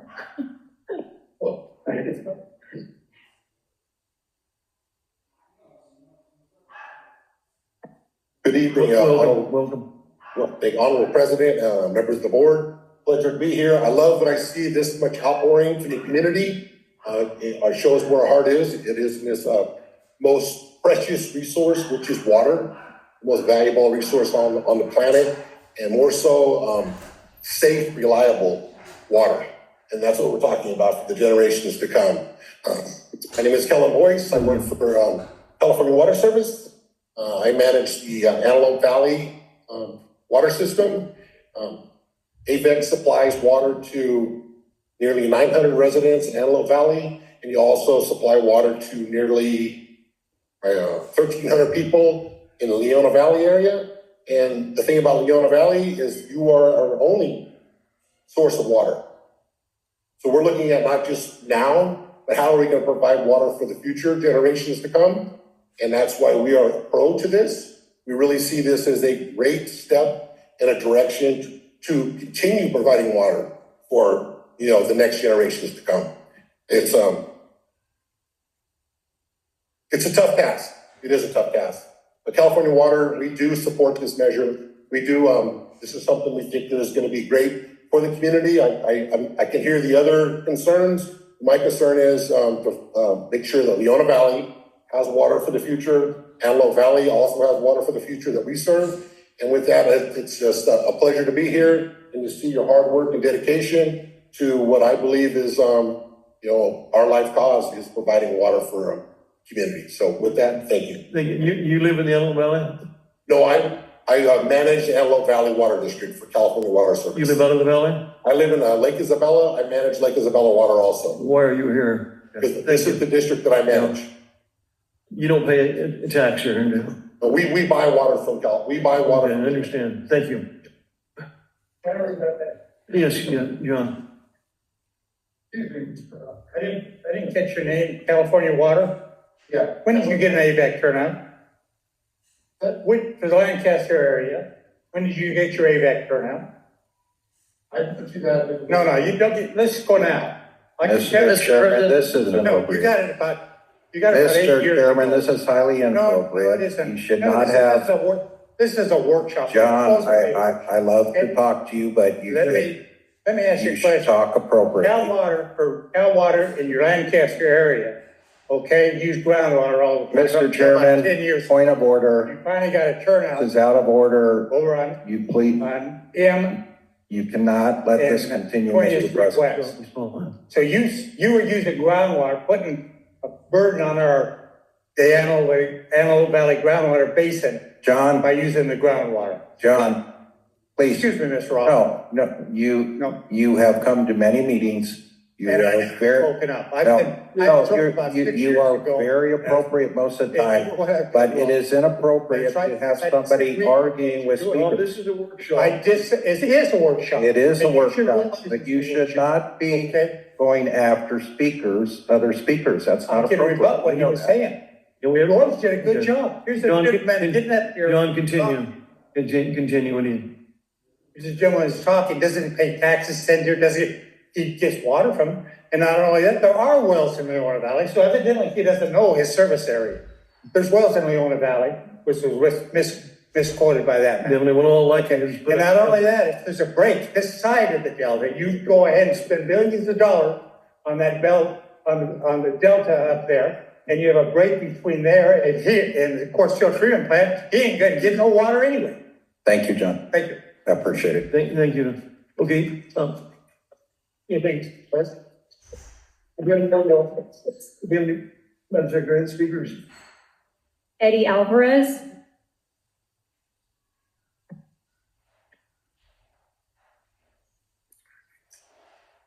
Welcome, thank you. Yeah, Mr. President, thank you. My name is Eddie Espuito Alvarez. I am the LA County representative for the Building Construction Aid Council. We represent all the members, Delta Water Conveyance Project, and also build AVEK throughout the whole entire system.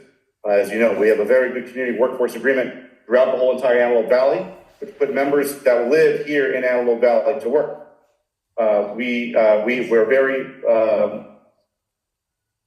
We're very conscious of that. And when we build these projects, they're built with local people. They're not built with people from out of town. They're not people from the Central Valley. They're built with people from Antelope Valley. Building the Delta Conveyance Project will add and bring money back to this community and the infrastructure on that. So we stand that you go forward and build this Delta Conveyance Project. It will be built with people, union folks that live right here in this community, who spend money in this community and go through this. So thank you very much. You live here in the valley, do you? No, I represent about 4,000 members who live here in the valley. Interesting. Okay, We have some more. yes, yes. We have a few more. Few more. Lynn Barnes from Lancaster. Thank you.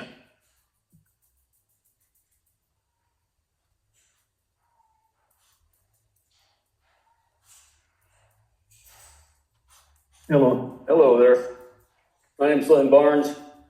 From a family that came here in the 1880s out of Menack. Been farming out there since. And I came today just to see what was going on, get info. I didn't come here to throw rocks or talk over anybody or anything. And I have a lot of confidence in Mr. Lane's leadership. He and I, Thank you. we showed animals against each other way back in the fair in the 60s. Oh my God, yeah. Goes back. And so I just thought I wanted to let you know I have a lot of confidence in AVEK and that you'll do the right thing. And I know how it is with taxes. We all hate paying taxes, but if you don't pay taxes, nothing gets done. So I'm okay with paying taxes as long as I can see that it's being spent in the right areas. So anyway, that's all I gotta say. Thank you, thank you, Bob. Thank you. Mr. Barnes, yeah, I haven't seen you in 35 years, something like that. Not bad. You sold a water aid. Yeah, When they had My dad. when they cut back on their entitlement, the state of California said, yes. We had And you, wells. yes, and you pump water into the aqueduct. Let's see. That was my dad. Yeah. If he was there, you guys would hear a lot more. Yeah. That, Madam Secretary, can additional slips. Frank Lloyd from Fraser Park. I'm not Fraser Park, I'm east of Gorman. I just say Fraser Park because nobody knows where Gorman is. Welcome. Hi, my name's Frank Lloyd. Thanks for having us talk here. I'm gonna touch on some stuff. I have the floor, okay? Give me a shot here. Using your math, I've spent about $10,000 in your special water tax. I'm never gonna get anything from it, and I don't indirectly get something from it. My well is thousands of feet above it. I bought property with 10 million trees on it. Why? Big trees, big water. I have a saturation well. The bottom line is this. I haven't heard you guys talk about terrace land, terraced hillsides. Do you understand what terrace land is? Why should I be telling you this? A wannabe farmer, right? Terrace land holds water. For thousands of years, terracing has been one of the most important systems for preventing soil erosion, conserving water, and increasing agriculture. When the water holds it, anybody that has wild pigs on their ranch or their farm, look the next year, guess what you see? A lot of green. Why? They dig it down, they root it up, and they make it healthy. We have everything we need, and we can terrace it with pigs, not bulldozers, not people. The problem is this. You guys, we only have 4 months a year of water at best, right? Are we in agreement at that? Every drop we get, we should be catching, and we're not doing it. When we see it running off, yeah, it might end up in the aquifer. Yeah, we hear about the smell. We hear about all this other stuff. Understand, guys, we're talking about saving a smelt, but coyotes weren't here until we eradicated the wolves, right? We have animals here like pigs. Pigs weren't here. My bees, and I just happen to be a beekeeper, do more for everybody in here who eats than your water does for anybody near me. So we need it to be fair and equal. You need to be able to say, wait a minute, we need to let these people on wells who spend $70,000 and took a shot not have to pay me $10,000 over 25 years, right, to have it. I appreciate it. Thanks for listening to me. Look into terracing. If you don't tell me about terracing, I know you don't know enough about it. Because look across the world. Just look at it and think, oh my God, every mountain here could be a water catcher. So that water goes into the ground, like when it snows, goes into the ground, and eventually makes it your aquifer. Thank you. Good comment. Thank you. Do we have any additional speakers? Yes. Trolls Nibella. Trolleys.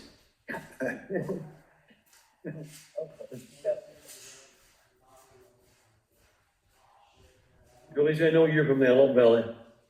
I am. So I was going to answer those first, President Blaine. I'm born and raised here, pay taxes here. Get that out of the way.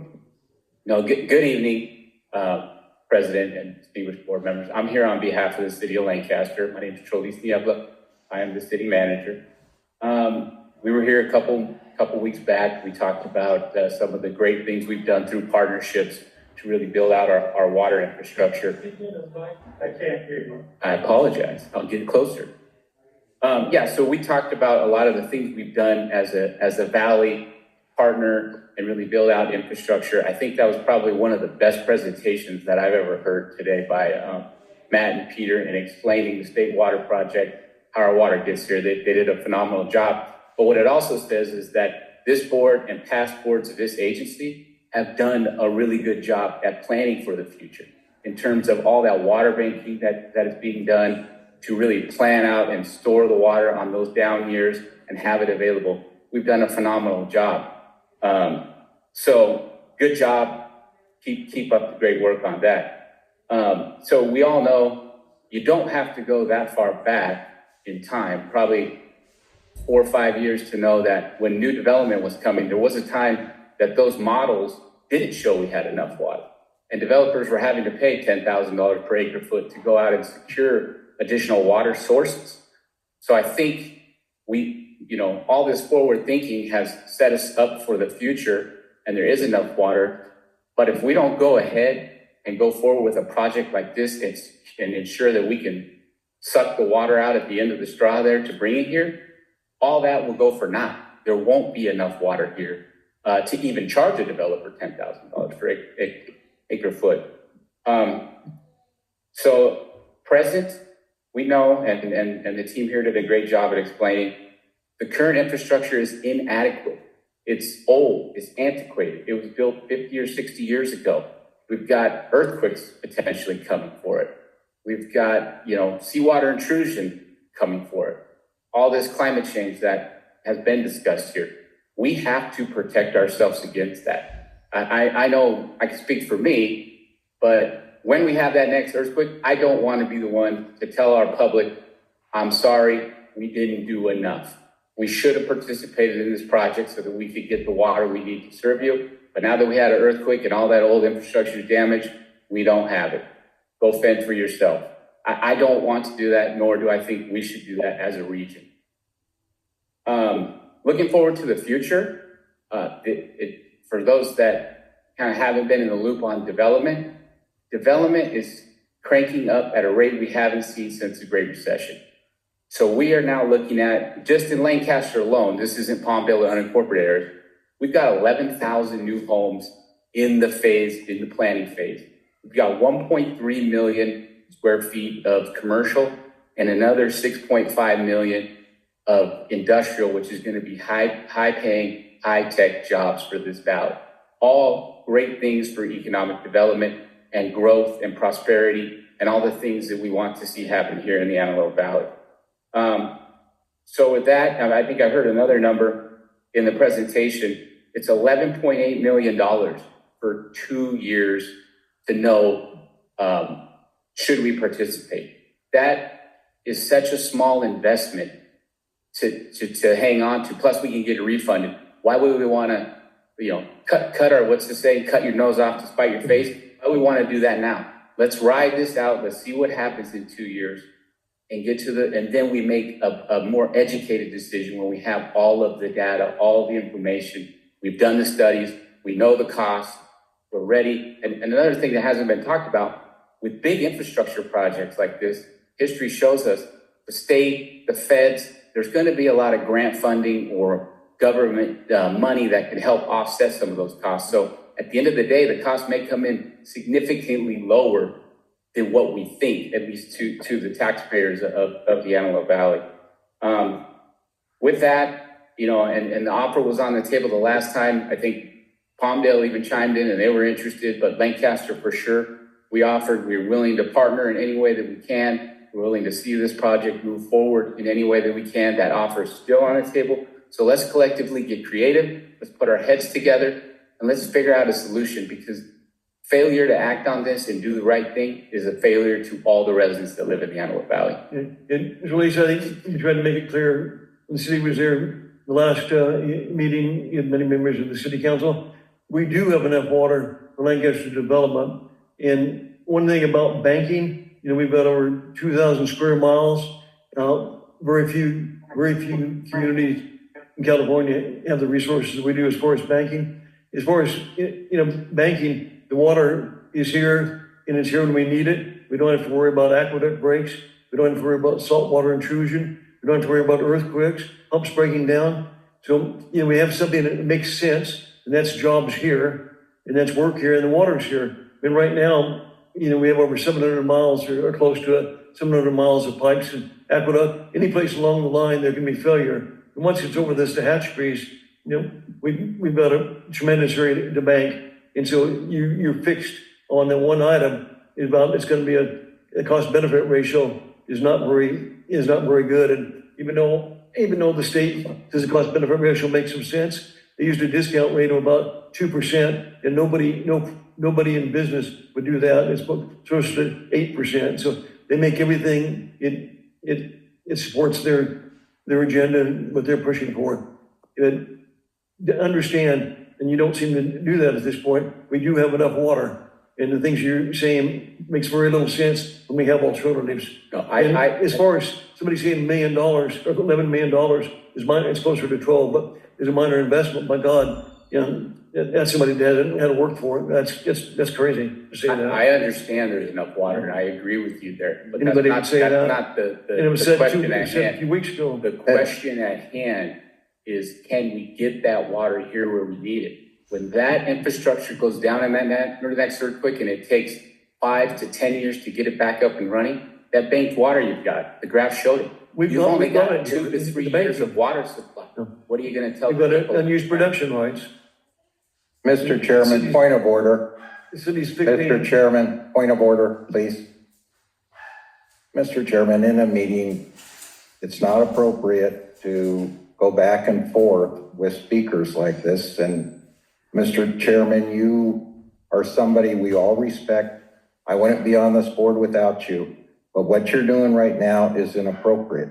If we should all be able to make comments, and that's what we need to do. This isn't the proper way to run a meeting, and I'm sorry, but it's not appropriate to yell back and forth at questioners, okay? Well, it's a workshop, that's a meeting that is run by rules, and it should be, and it's not appropriate to go back and forth with people yelling at people. You can't cancel the meeting as far as. No, I'm not trying to cancel a meeting. I know where you're coming from. I'm trying to recommend. Not doing the best interest of the taxpayer. That's not true, Mr. President. Meeting should be run with proper decorum and according to the rules. And unfortunately, you're not doing it. And you know how much respect I have for you. You know, but you need to run it appropriately. Oh, hi, Charlie. Yeah, I agree. Thank you very much. Unfortunately, I haven't went to the negotiating seminars that you and Drew have right there. No, but you were an FFA and you did do parliamentary procedure. Okay, let's cut this and keep going, brother. Okay, you made your point. Thank you, Mr. Chairman. Anyway, is there any other speakers? Scott Kellerman of Palmdale. Hi, Scott. I wrote myself some notes just to keep from rambling on here. So hi, my name's Scott Kellerman. I'm one of the board of directors of Palmdale Water District. I'm not here tonight to speak on behalf of the Palmdale Water District. The opinion is my own. We at the Palmdale Water District, as I showed earlier, we did put this in. We're supporting the next phase of the Delta Conveyance Project and adopting the CEQA findings. Everybody already knows the significant role of the state water project plays here in the Antelope Valley. AVEK, third largest state water contractor in California.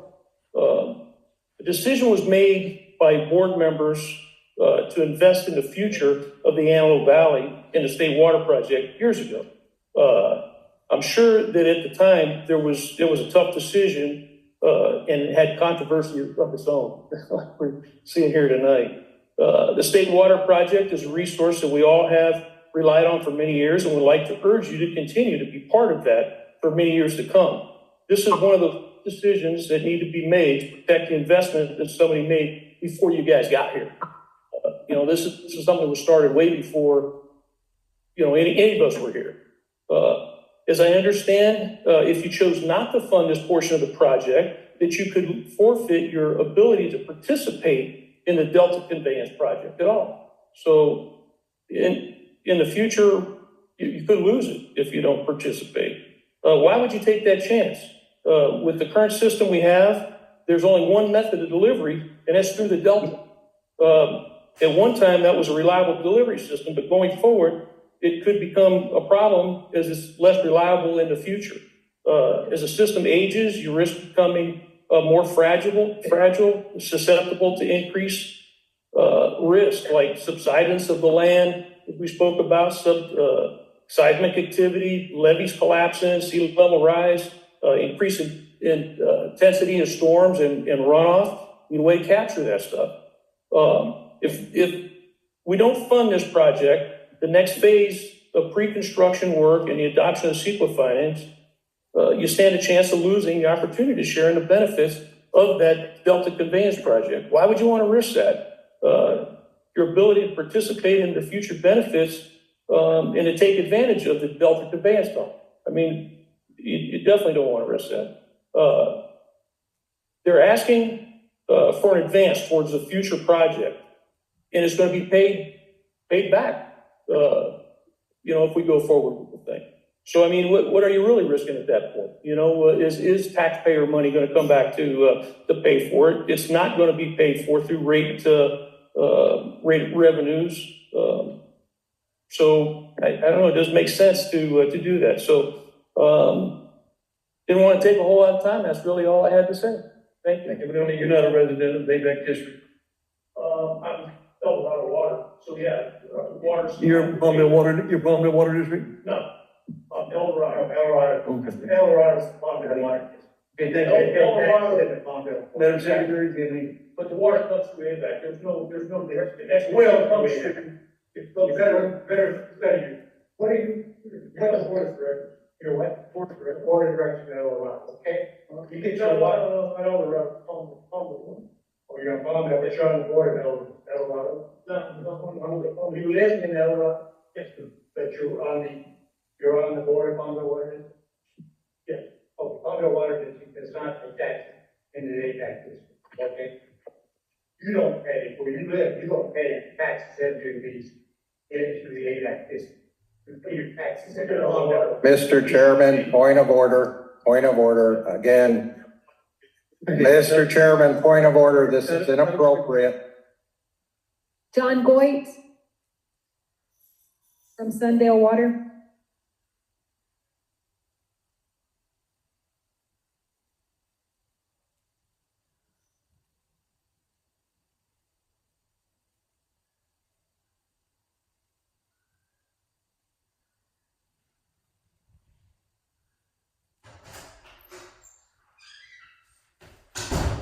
Welcome, John. My name is John Goit. I'm the Vice President of Sundale Mutual Water Company. I've got a question just for the audience. How many of you rely on groundwater for your water and not AVEK? Could you get a show of hands?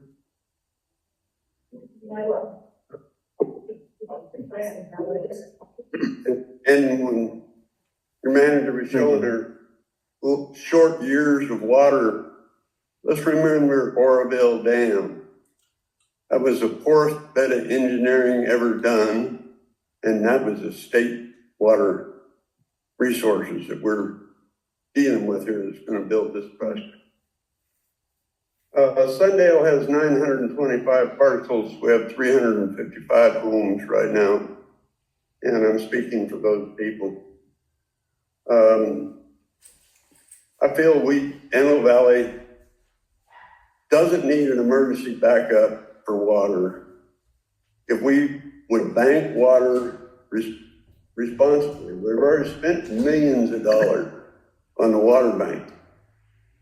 I sponsored a little water bank on the Amargosa Water, would feed right into the Lancaster well field. Sits there, nobody wants to do it.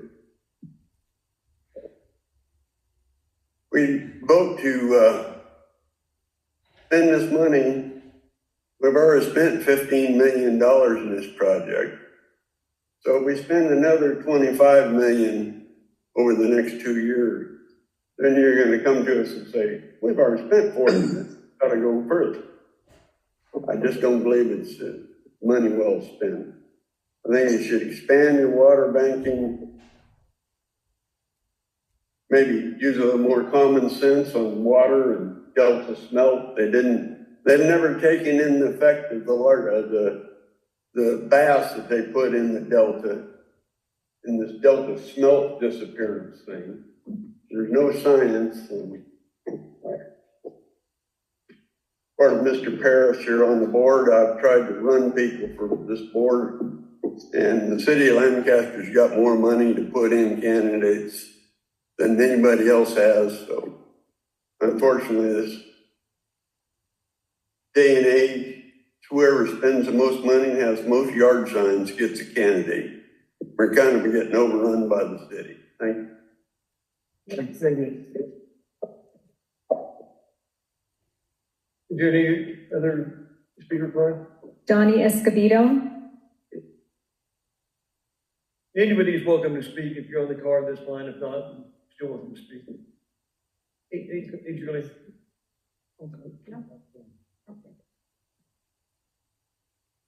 Dan Boyd? We're fine. Oh, am I Okay, yep, go ahead. Yeah, Julie.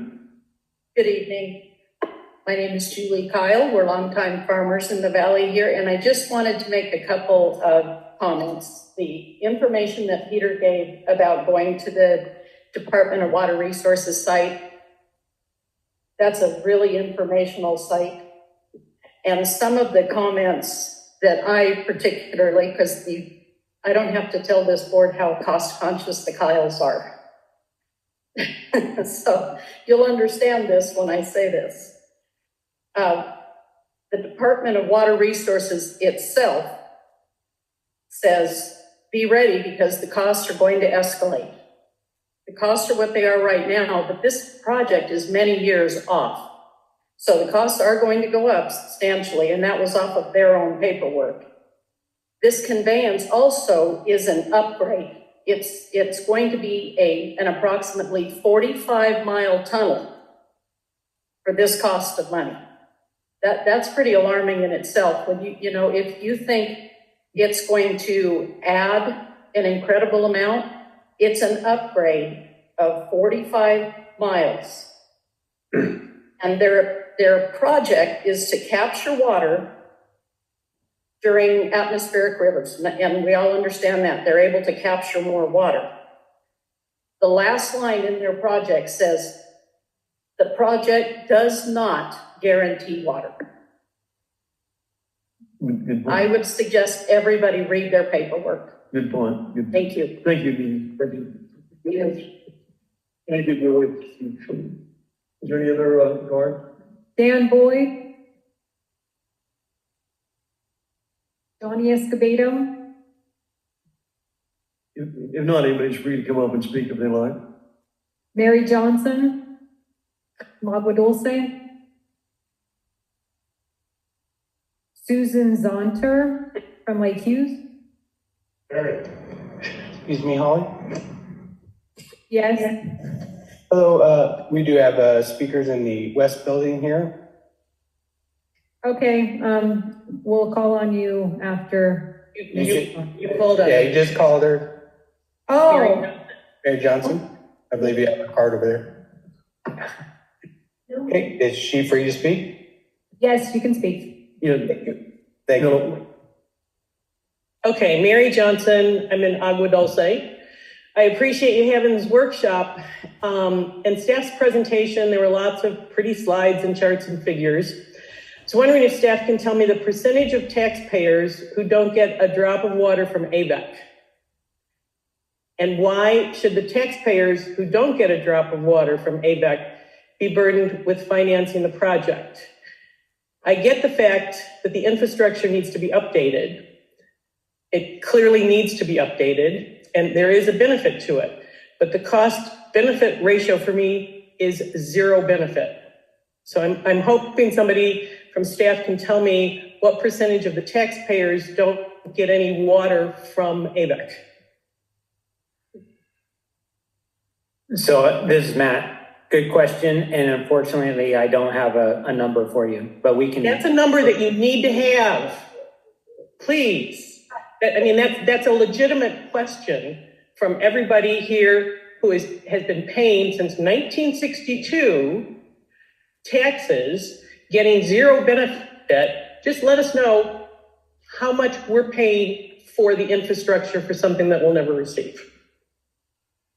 Just let us know. Thank you. Trying to find that out. It's possible. We'll look into that. Good comment. I have a couple of questions about the project at this point in time. Number one, LA County has a sustainability plan, and that plan is in the process of being enacted, and LA County is very serious about it. I believe from their forms about 5 years ago, they said that 57% of LA County's water comes from the groundwater. The rest is imported. And their suggestion was to increase or decrease the amount of imported water because of the situation it puts everyone in if there's an interruption or a low water yield for the aqueduct and can't deliver water. So I wonder how that plays into any decision that you might make about going forward with this project that will deliver, and we may not see any of the water. This doesn't say that we're going to increase the amount of water we'll be getting by allotment. Is that correct? There won't be an increase in allotment. So my suggestion is ditch the pipeline, invest in more water banking where the water is local. If you want to put infrastructure in, have some of your water delivery people or AVEK or private water sources build you pipelines that'll connect to water distribution plants that give everybody in the cities water, not charge. All of the rural residents in the Antelope Valley pay time and time again for development that comes to the cities. We're tired of paying for that. If they want infrastructure for water delivery and development, let them and their taxpayers pay for it, not AVEK, not me who pays for the water tax and doesn't get any of the water and never will. The sustainability plan is a question, and I don't know why the county would support this, more imported water, if the sustainability plan doesn't support it, and they've shoved that down our throats. So I suggest water banking in lieu of this project. Don't spend the money. The loss of all aqueduct water, if this project isn't improved, I need an explanation on that too. Why would we lose all the aqueduct water if we aren't going to go ahead, if you guys don't approve this? It sounds like a ploy to get people to approve it because they're afraid of losing the water. So I don't appreciate that kind of arm twisting. In response to the union guy who has people who want to work on this project, we were promised time and time again over the last 10 years that people, union workers, electricians would be the ones building all these solar plants and wind turbines. They don't live here. The promise was made and the promise was not kept. So I don't believe that all the workers will live here in the Antelope Valley, will be building that tunnel. And that tunnel will be subject to earthquake destruction as well. That's not a guarantee. So I say, please vote no. Don't fund this project. I'm a taxpayer. Rural residents are tired of paying and paying and paying.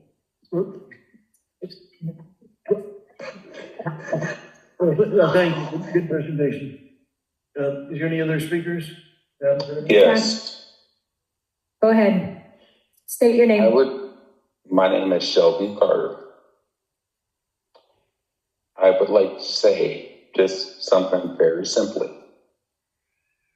California is a water deficit state. Any project such as the Water State Project to bring water to water deficient areas is a good thing. If you want your children who are going to reside here in the future to be able to sustain themselves in this water desolate area, this project is a good thing.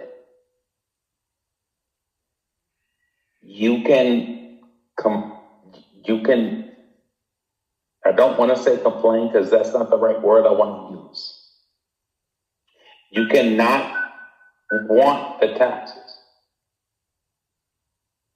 I don't want the taxes, but I do want my children to be able to sustain themselves in the future.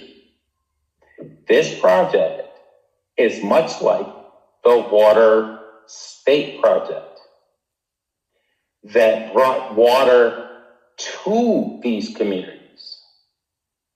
Whether you are a recipient of it or not, it's for the greater good.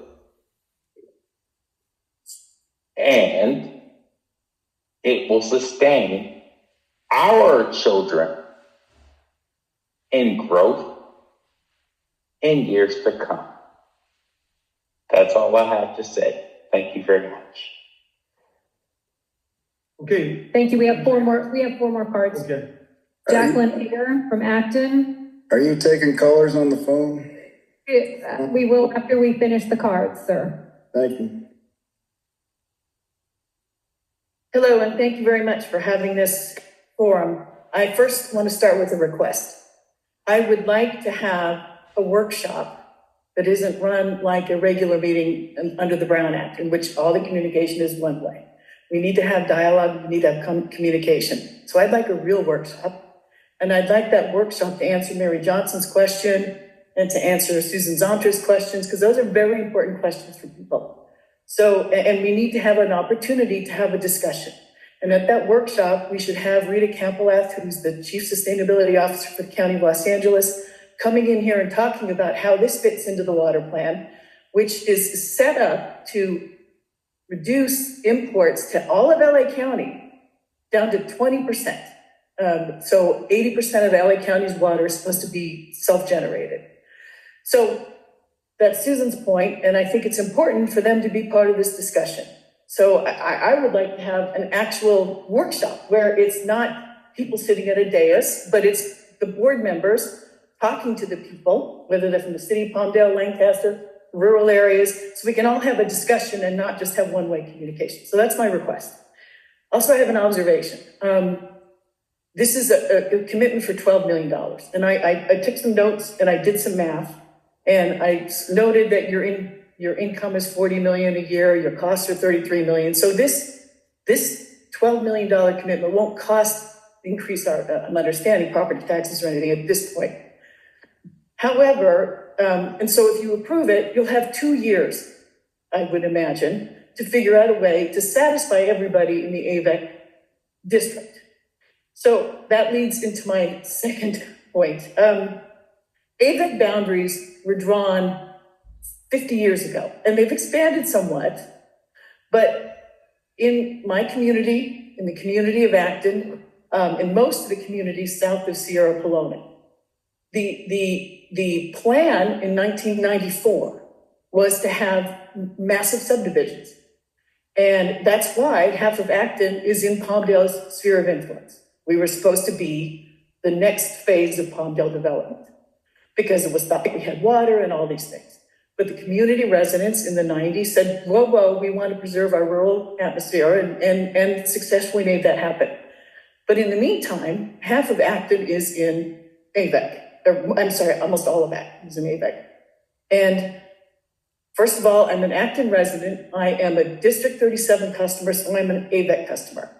So as an AVEK customer, the reason I asked the question earlier was, we're going to spend $770 million in capital costs.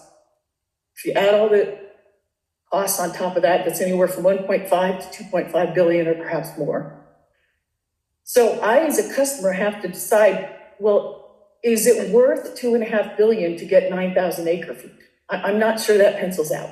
So I would ask this board to at least convince your actual customers who buy water from you, not just the ones who pay property taxes, how to make it pencil out for us.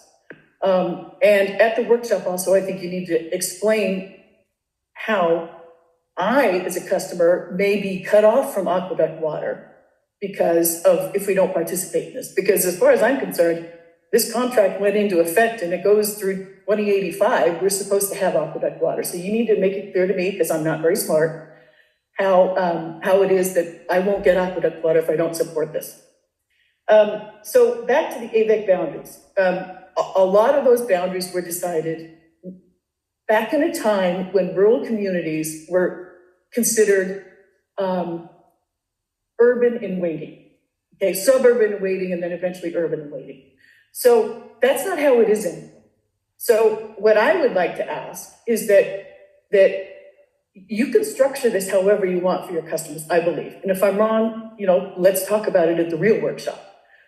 But if you could find a way in the next 2 years to have the actual customers like me pay for this if the decision is to move forward, but have the half of Acton that, like I said, under the general plan, those lots are 5 acres, 10 acres, 20 acres. It's never going to be cost effective for those people to ever tap into the county water. It's now like $1 million from like a quarter of a mile or something in pipe. It's just ridiculous. And so structure this in a way that you don't harm the people who for the next 50 years, because of land use limitations, all right? It's purely land use limitations. For the next 50 years, will never be AVEK customers. And then maybe in 50 years, things will change, and then you can factor that in and they can pay going forward or whatever it is that however you make it happen now. So for example, when somebody annexes into AVEK, there's a mechanism, right, for them to pay, because they haven't paid since 1962 or whatever. So do that. So structure something that doesn't harm Susan and other people. And I should also say I'm on the Acton Town Council. And so more than half of my constituents are in the same boat as many people here. They don't get any benefit, and they never will get, and their grandchildren won't. But you can structure it, right? I'm an AVEK customer. I'm happy to pay if you show me it's worth it, and you show me that I'm not going to lose aqueduct access water. So those are primarily my comments. Let's see. Anyway, that's about it. So I'm hoping that we can have a different and better workshop in the future. Thanks. Thank you much.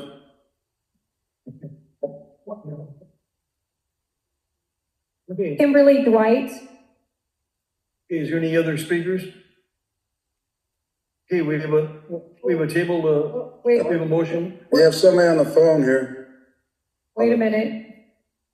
Kimberly Dwight is not present, or is it? Okay. Hi, my name is Georgia. I'm speaking on behalf of Kimberly Dwight.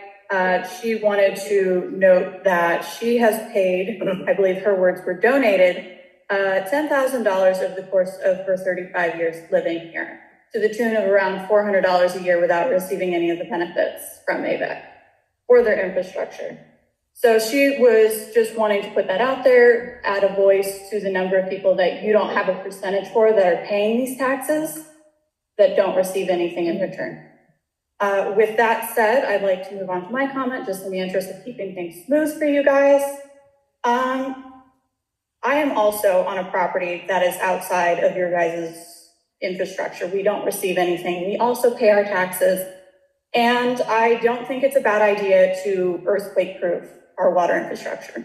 I think that's a totally fair thing to do. I don't think it's fair to pass that cost on to your taxpayers, especially when you don't even know how many of them actually receive those benefits. Just some numbers for everyone here. I believe you guys made about $29 million in sales in 2021. That's just sales. In taxes, you took in $36.6 million, and this is in 2021. So I'm sure those numbers have gone up since then. All of that to say that your net position at the end of 2021 was about $400 million. You guys had $400 million in assets and other funds, with a roughly $24 million increase from the beginning of the year in 2021. So my question is, why aren't you putting some of that towards whatever project you may wish to fund, right? Maybe like a couple other people are saying we should have an actual workshop. We should actually speak to people instead of having this very stiff, formal, this is how it's going to happen sort of way of speaking to everyone. I just don't particularly see why people who don't benefit from this should have to pay into something they're never going to see. And I definitely think even if people do benefit from it, they should have the option to speak with people who are going to be making this decision on their behalf on how it's implemented and how it's paid for. Thank you. Great comment. Thank you much. Eddie Zavala. Good evening. I am a resident of Lancaster. I don't benefit from the infrastructure that's in place. But first of all, I'd like to thank some of my community friends here for letting me know about this meeting, because otherwise I would not have had the opportunity to hear the presentation. I appreciate the board and the service that you provide. I understand that you are charged with being good stewards of the money that you receive through the taxpayer, and I am one of them. From my perspective, what I can only do is respond to the information that was provided to me today through the presentation that was provided. And what I can say is that, for me, it comes down to an issue of cost benefit versus risk mitigation. I understand the reliability of the infrastructure. The existing infrastructure is degrading, and the proposed project is to improve upon that. The cost benefit of what that would yield in terms of water against the cost of it seems very minimal, the cost being too excessive. The other, in the area of risk mitigation, what was presented was a case where water banking seems to be much more effective in risk mitigation than any other practice. And as a resident of this area that has had to respond to water allocations and to recoil consumption, I think our community does a pretty good job of trying to conserve as much as we can. So in that regard, I do think that the proposal and what was presented to me today, unfortunately, doesn't meet the burden of proof, in my opinion, to merit going forward. Understand you can accommodate the costs within the existing reserves, but those are indeed taxpayer dollars as well. So again, just to summarize, I think the burden of proof hasn't been elevated to the point to where this type of proposal can be pursued aggressively with confidence that the cost benefit would be high enough for the community to be served.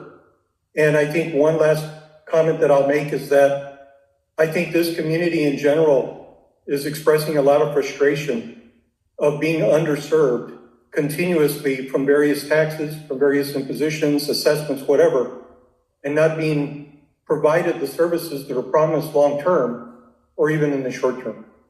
So with that, over to you to make the proper decision based on the feedback that you are hearing from this community, based on the information that was provided tonight. And with that, I wish you luck. Thank you. Thank you, Michelle. One last card from Mario Garcia. What was that again? There's one speaker card left from Mario Garcia, and then there's some people next door. Hello, welcome. Hi, everyone. My name is Mario. I'm a resident of Pear Blossom. And one thing I've heard a lot about people who are pro moving forward with this initiative is the future of our children. And one of the things that I think no one's really talking about is the environment and the environmental impact that we're talking about. We already have these giant pipelines at the south side of the Sacramento River. And now we're going to have new ones at the top. So when I look at it in terms of the future of our children, I worry more about the environment and what the impact is for that. The residents of our communities here in rural Los Angeles are very resourceful, and we've had to deal with a lot of nature situations, and water is one of them, and I think we probably conserve a lot more than a lot of the urban areas. We don't have lawns in our yards. You go to Lancaster and Palmdale and other areas that you're being served. That's still the norm, right? They're still creating the cookie cutter houses with the lawns, and so I would guess that maybe more water is used there. So I think we could conserve water. They're gonna give $100,000 just to clean up the community every year from their issues that they're using. Well, if they got $100,000 to pay somebody to pick up garbage, right? And then the other thing you guys need to realize, I don't know if you've even addressed this, but this mulch, which is really boiler fuel, which has a lot of crap in it, it's going into our water, right? And we're hoping that you guys are into it because we've been fighting for 7 years. And it's caused fires. It's caused 72 fires. Each fire costs $330,000, and they don't put them out because they smolder for 5 days. Lady lost her house, her dogs. It's a horrible thing. But if you're into the water thing, you might want to look into that. All right, appreciate it. Thank you for having me. Thank you. Good comments, thank you. Any further comments? Okay, I think we're back to, we had a motion in a second. to table, the item as far as having the taxpayers have the right to vote on this, the board would commit to it. And so I think now it's open for discussion amongst the board. Director Miller?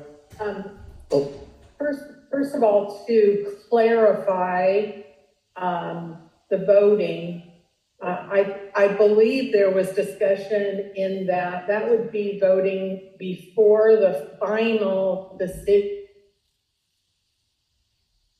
of the entire project, not before this decision. Yes, no, that's the intention. So maybe that clarifies that. We do want, well, I'll speak for myself.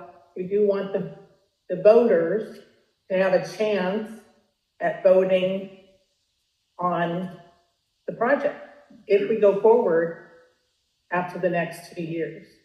Okay, if we vote, even go forward for the next 2 years. So be aware, that we do want the voters to participate in the election for that. Or Some on the board would like to make sure that taxpayers vote on this issue. You have to say yes or no with them. And there's been a motion to table it.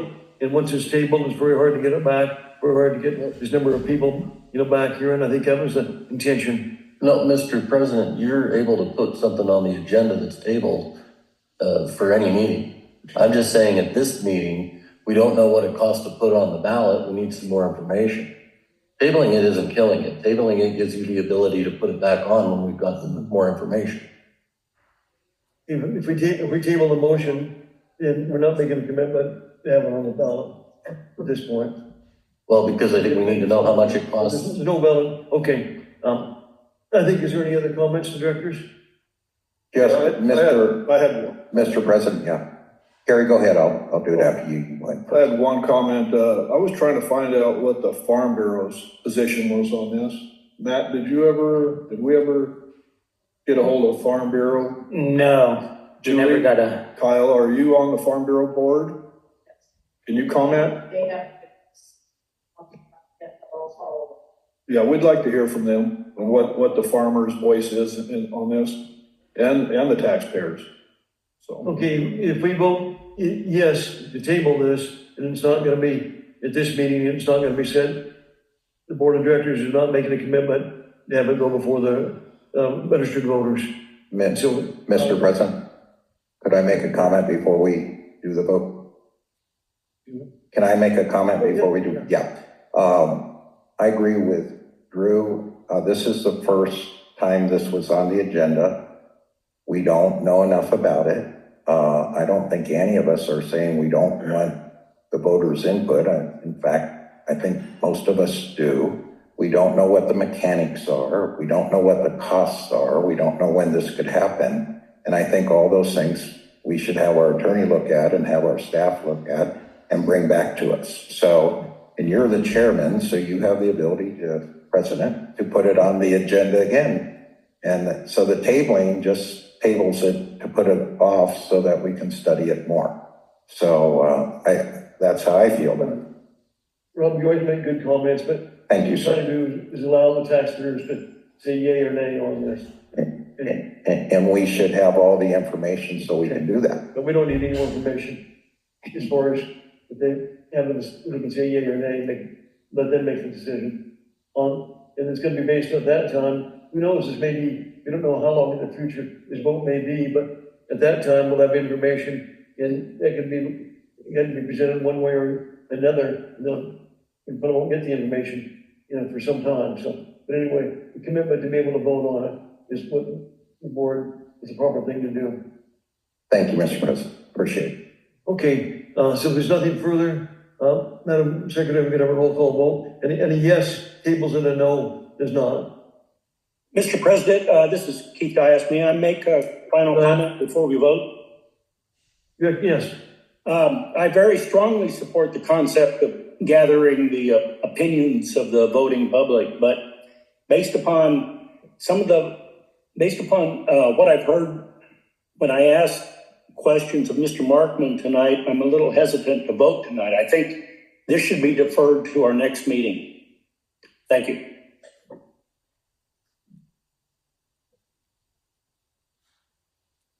Ethan, do you want some more discussion on what you asked? No, I don't need any more. I don't know what that's gonna resolve. Well, anyway, we got a vote, and that'll decide if the board wants to table it or not. So we have a motion by Drew, a second by Rob to table this item. Audrey Miller, Yes. Robert Paris, Yes. Frank Donato, Yes. Keith Dias, Yes. Sue Mercy, Yes. Gary Van Dam, No. George Lane. No. Okay, the motion, passed, so it's tabled. Was that the intention, to table it to the next meeting, Victor? You're the chairman. We table it and have more discussion and find out answers to our questions. Information that you need before that. I think we've asked for more information, so. Okay. Yeah. Okay, motion, no. Thank you, Mr. President. Thank you. Okay, that'll move us on to the other item. It's gonna be, maybe, I thought this was gonna pass, but anyway, I'm surprised. But, anyway, that'll bring us on to, 283, that's consideration on possible action to fund approximately $12 million for resources. And, Matt, you want to make any comments on that? Yeah, just briefly. Thank you, Mr. President. So on page 7 of your board packet is a brief staff report. And attached to that staff report is the resolution number R25-11, which is a resolution to consider authorizing funding or to approve funding for the next phase of the Delta Conveyance Project pre-construction work and make CEQA responsible agency findings based on the Department of Water Resources previously certified EIR. That'd be $4.94 million in 2026 and $6.92 million in 2027. And hopefully you had a chance to read the resolution, but I made it clear in the resolution that's on page 13. There is one whereas that I thought was important.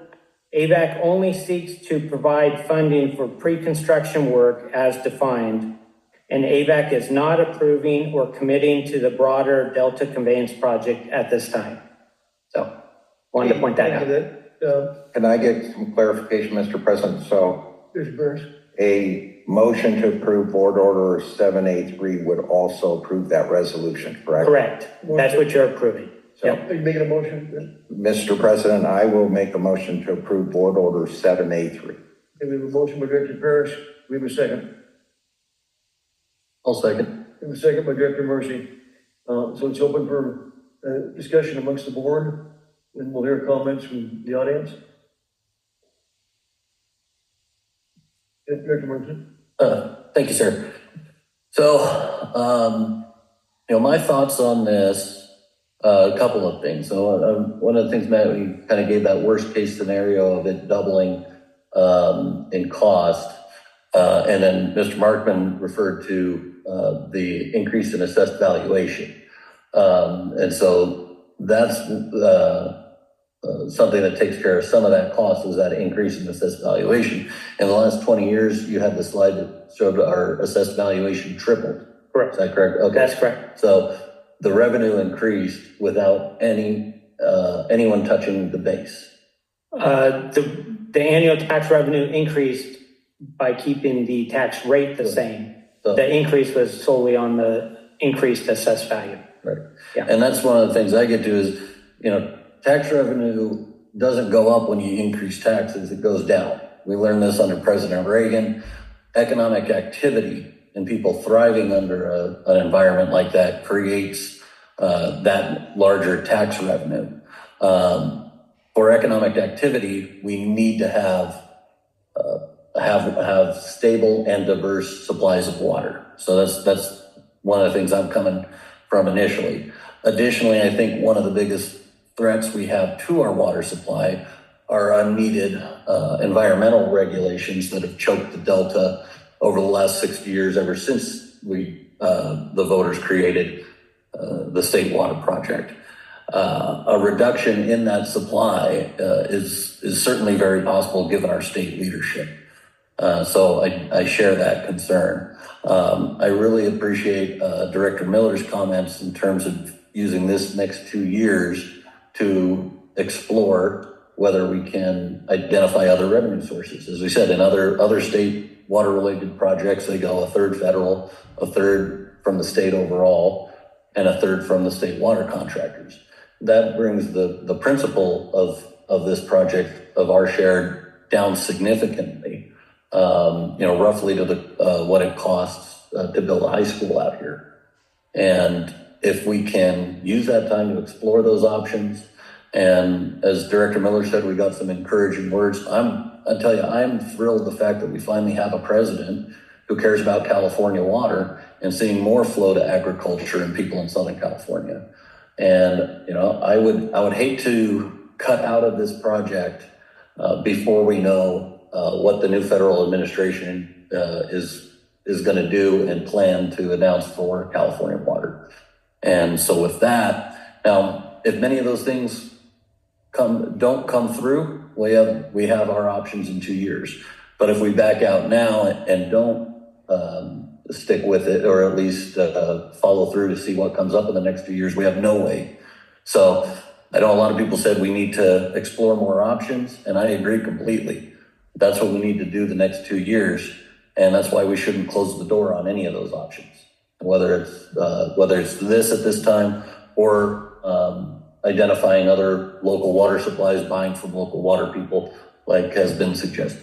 So that's my view on it. Thank you very much, and thank you to all the public who's here. I appreciate each of your comments and perspective. Yeah, thank you, Director Murphy. Is there any other comments from the board? Yeah, I'd like to make a comment. Director Donato, I've been on this board a few decades, and the way this whole thing is going is ridiculous. It's all this maybe, could be, and the money that's going to be spent, the money is going to be spent to explore at whose expense. That's a really sad situation. We're going to use taxpayers' money to explore whether we're going to like it or dislike it. Instead of doing that, the agency should be taking this money, what Director Van Dam said, we should go out and put a number out there instead of messing around, and see how much local groundwater, adjudicated water we could purchase for water for the valley. All this stuff is for farmers down the road, farmers up north of us. This whole conveyance thing will fail the first time that aqueduct is severed north of the Antelope Valley. That's the reason why Metropolitan, who's got a brain in their head, is spending $200 million to store a couple of 200,000 acre feet of water in the Antelope Valley. Does anybody even look at that? Why are they doing that? Because they know even with this conveyance project, if it does fail, they cannot take water from that project and move it down to the 22 million people south of Antelope Valley. So that's just my preservation. I'm not going to die out, one more week left, but I want to tell you something right now, that this whole thing's a farce. I didn't hear one time tonight, either City of Palmdale or Lancaster, who are advocating that they want this to go through. Why aren't they handing up the money? We want to participate. Again, it's a hypothetical word. Instead of saying, okay, we'll contribute 2 million, 3 million, 4 million to be a good partner with AVEK. No, it's not. They see the money that AVEK has and they believe that's what it should be. This is sad because this $11 million is going to continue on, no different than the high-speed trail. It's all this environmental impact reports. I've seen more of them in my lifetime than anybody in the Antelope Valley between my prior career of 42 years in the title industry, and also working the governmental agencies of all the litigation guarantees I've done. Take the money we have, buy the water from the farmers, keep it in the Antelope Valley. Our agency is to support the Antelope Valley, not to support north of the Antelope Valley and south of the Antelope Valley. It's to support the revenues that we've generated over the last 50 years to continue to support and ensure that we have water available to the farmers. That's all I want to say tonight. Thank you. Well said, Director Donato. Well said. Is there any further comments? Well, I have one comment. I tend to agree with Frank on that. You know, keep the money in the valley. Farmers have got plenty of water here they're not using. I believe if Matt said it right, there was 300,000 acre feet of carryover. Is that the number, Matt? Between 200,000 and 300,000. I don't know the exact number, but. Okay. Yeah. So say it's 250,000. I mean, we've got, I think, plenty of water in the future here. If we take our carryover water and then the farmers' production rights, a lot of them want to sell. It gives them a market for their water, and it doesn't cost the taxpayer anything. What do you guys think? Yeah, I forgot one more thing. I'm sorry, I didn't interrupt. Metropolitan or any other water agency that stores water in the Antelope Valley has to leave 10% behind. That's another insurance policy that we are not paying for. So that gives another 10% of water available to this. Over the next 10, 20 years, that's going to be a lot of water, probably 500,000 acre feet of water. So remember that 10% of everything is stored in the Antelope Valley Eastern water banks will be retained here in the Antelope Valley. That's emergency water. That's better than any pipeline. Thank you, Gary. Mr. President, could I just, I think this would be an instructive comment. I think that's certainly something we should look into. And I think, again, we should keep all of our options open. I am the chairman of the Water Master Board. We do have a model of the entire basin that will be active probably within the next 3 to 6 months. And these are things we're going to learn over the next 3 to 6 months is how much water can come out of the basin, how much carryover could be available. And Gary, I think these are things, and Frank, I think good ideas. We should look into it, but we need to keep all of our options open now. And I think that's all we're saying. And we have the funding to do it. Majority of our customers are asking for it. Let's keep our options open and see where we're at in 2 years. And the lady from Acton who had some great comments, let's have another workshop when we know more and we can answer the questions. And I'd really like to, I agree with you. I'd like to know how many private landowners that have wells that we are collecting taxes from and how much we're collecting and look at, talk to our attorney about the act and have some justification and information for them why that's happening. I think we heard a lot tonight that we learned a lot from. And all we're asking for is let's keep all the doors open. Let's keep all the options open and then make some really smart decisions in the next 1.5 or 2 years and do a few more workshops so we can answer these questions. So. Is there anything further? Yes, John. Rob, I already know the answer. I did the study for the agency about 18 years ago. 2/3 of the Antelope Valley Eastern to 2,400 square miles is our agency boundaries, and 2/3 pays for the 1/3 to have water. 2/3 of the property owners will never see water to the 1/3 that's receiving it. And when you get done with your study, you'll come back to me a couple of months or whatever and said, wow, he knew that. That's exactly what it is. So I'm a property owner. I own quite a bit of property in Antelope Valley, and it isn't always just under my name of Frank Donato. I have companies like everybody else in Lancaster, Palmdale County, but I'm telling you, it's 2/3 is paying for the 1/3. Okay, so I just want to leave that there. Frank, good point. Frank, Frank Donato, can you hear me? Yeah, I can hear you very well. Are you close to a doctor or a nurse or something? Because I do agree with you, Frank. And I hear you. Well, I'm drinking Dr. Pepper. I'm sorry. Okay. And I'd like to ask Drew Mercy. Yeah, I think I met you maybe, I don't know, at Dennis Lamoureux's, function he had when you ran the campaign for, Ralph Figueroa over in Palmdale, am I correct? Yep. You probably don't remember me, I'm much older. Actually, I think we met when I worked for Senator Runner, or George and Sharon Runner. Yeah, it's possible. Okay, nice meeting you. Say that money that's put into this plan, and not that AVEK doesn't back out of it, but if, because of lawsuits and things like that, that the plan never materializes, do we get that $10 million back? I believe as Matt, the manager said, yeah, that's the. I didn't want to put you on the spot. Well, I believe that's correct. That's what the manager says. If the project does not go forward, we wouldn't be participating either way. Yeah. But the money that you put in the planning, will you get that $10 million back? John, I think Matt has said it, we would not get that back. We would not get that. Yeah, I tried to make that clear. Yeah.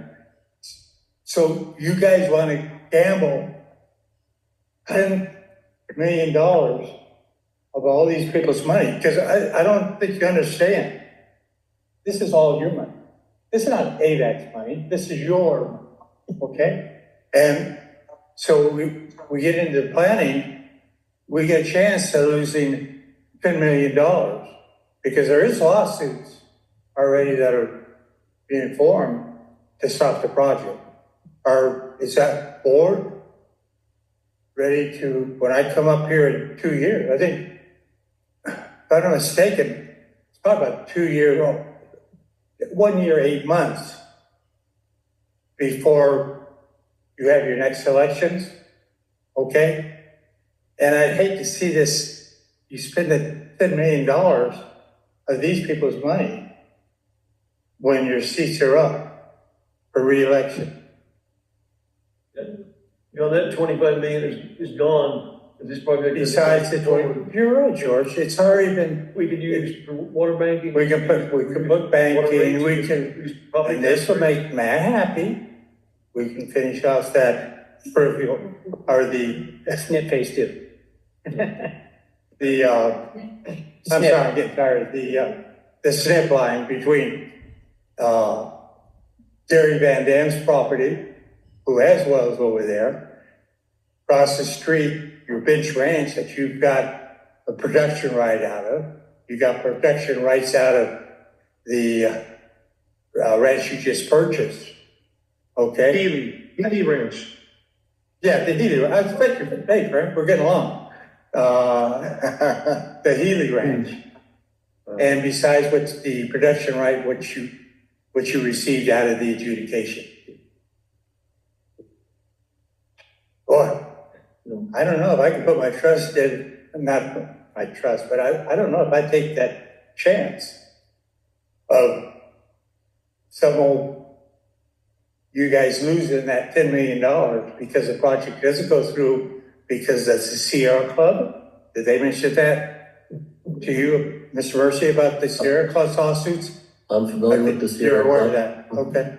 So I just wanted to question. Thanks, John. Yeah, nice, Rob. You are. Okay. Appreciate it. Goodbye. Nice to see you again. I just have one other question. Has Department of Water Resources given you a time limit that you have to make this decision by? I couldn't. Has the Department of Water Resources given you a time limit of when they want an answer? I believe they have. Have they met? Yes, so good question, Julie. You remember that table that Peter showed that showed all the various agencies that have approved the short-term funding? So we're one of the last remaining, along with Kern County Water Agency. Kern County is supposed to go any day to their board and vote. So DWR is requesting a decision as soon as possible. So by April of this year. Okay, that's what I wanted to. Yeah, thank you. Thanks, John. I'd like our Kenny Hansen there, what is it talks about? Not yet. The second budget statement. In 1955, we used 500,000 gallons of water, 500,000 acre feet a year by the farm records of what the big farm does.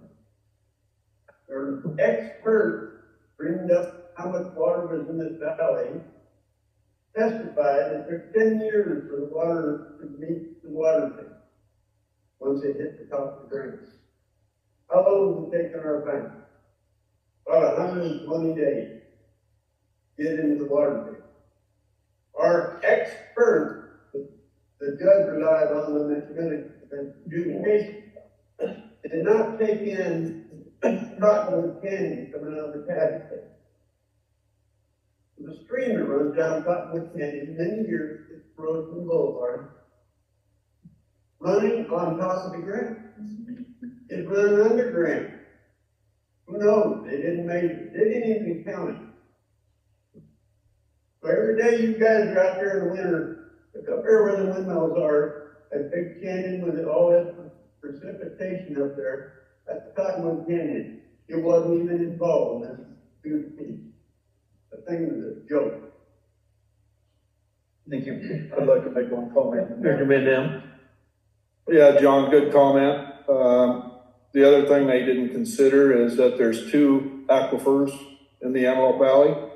You might want to go into that, John, that they never calculated the lower aquifer. They only calculated the top aquifer. And when you go through the blue clay, you've got a whole other aquifer that the farmer, which is about 1,000 feet deep. And so when you don't calculate that, of course you're going to run short on water. Gary, don't you have some wells over in the deep aquifer?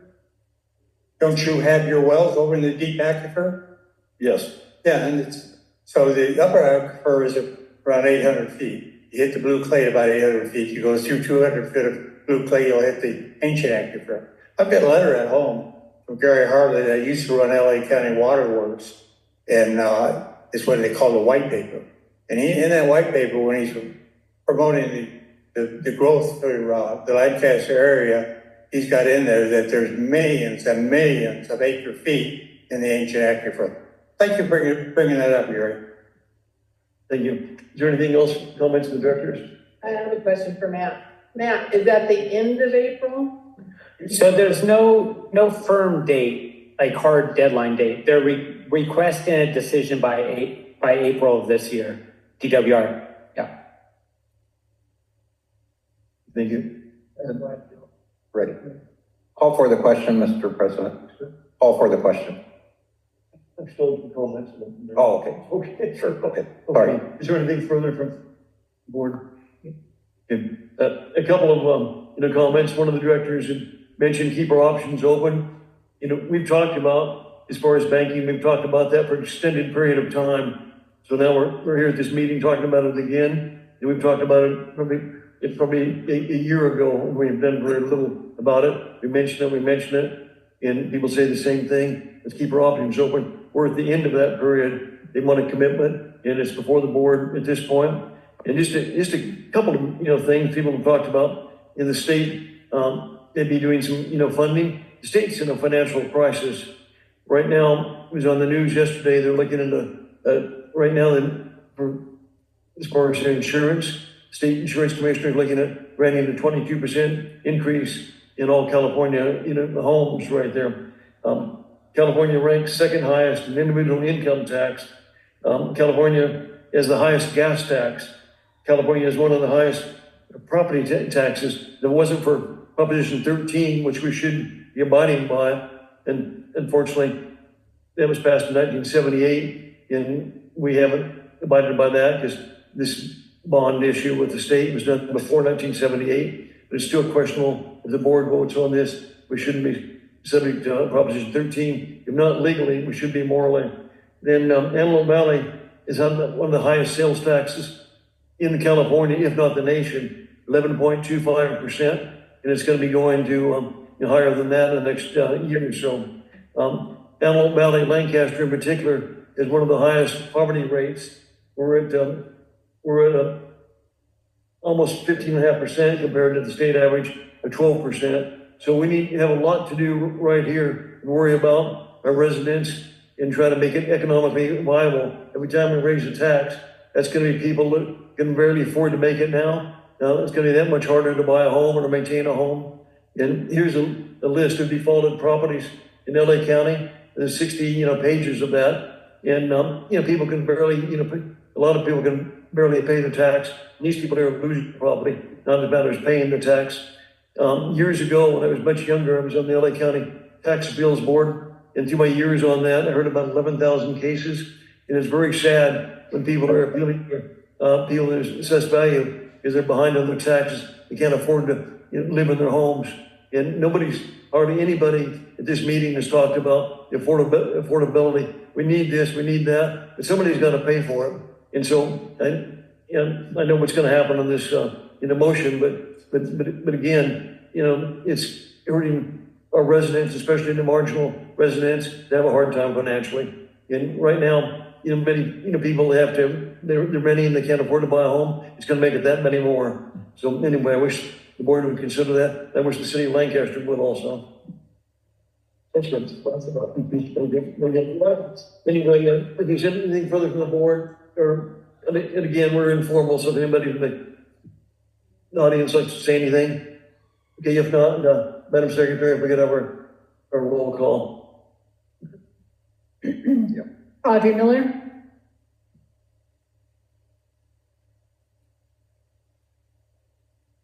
Yes. Robert Paris. Yes. Frank Donato. No. Keith Dias. Yes. Drew Mercy. Yes. Gary Van Dam. No. George Lane. No. Motion carried. Okay. It was a good meeting, and even though we had some heated debate, we all go out, friends, once this is over with.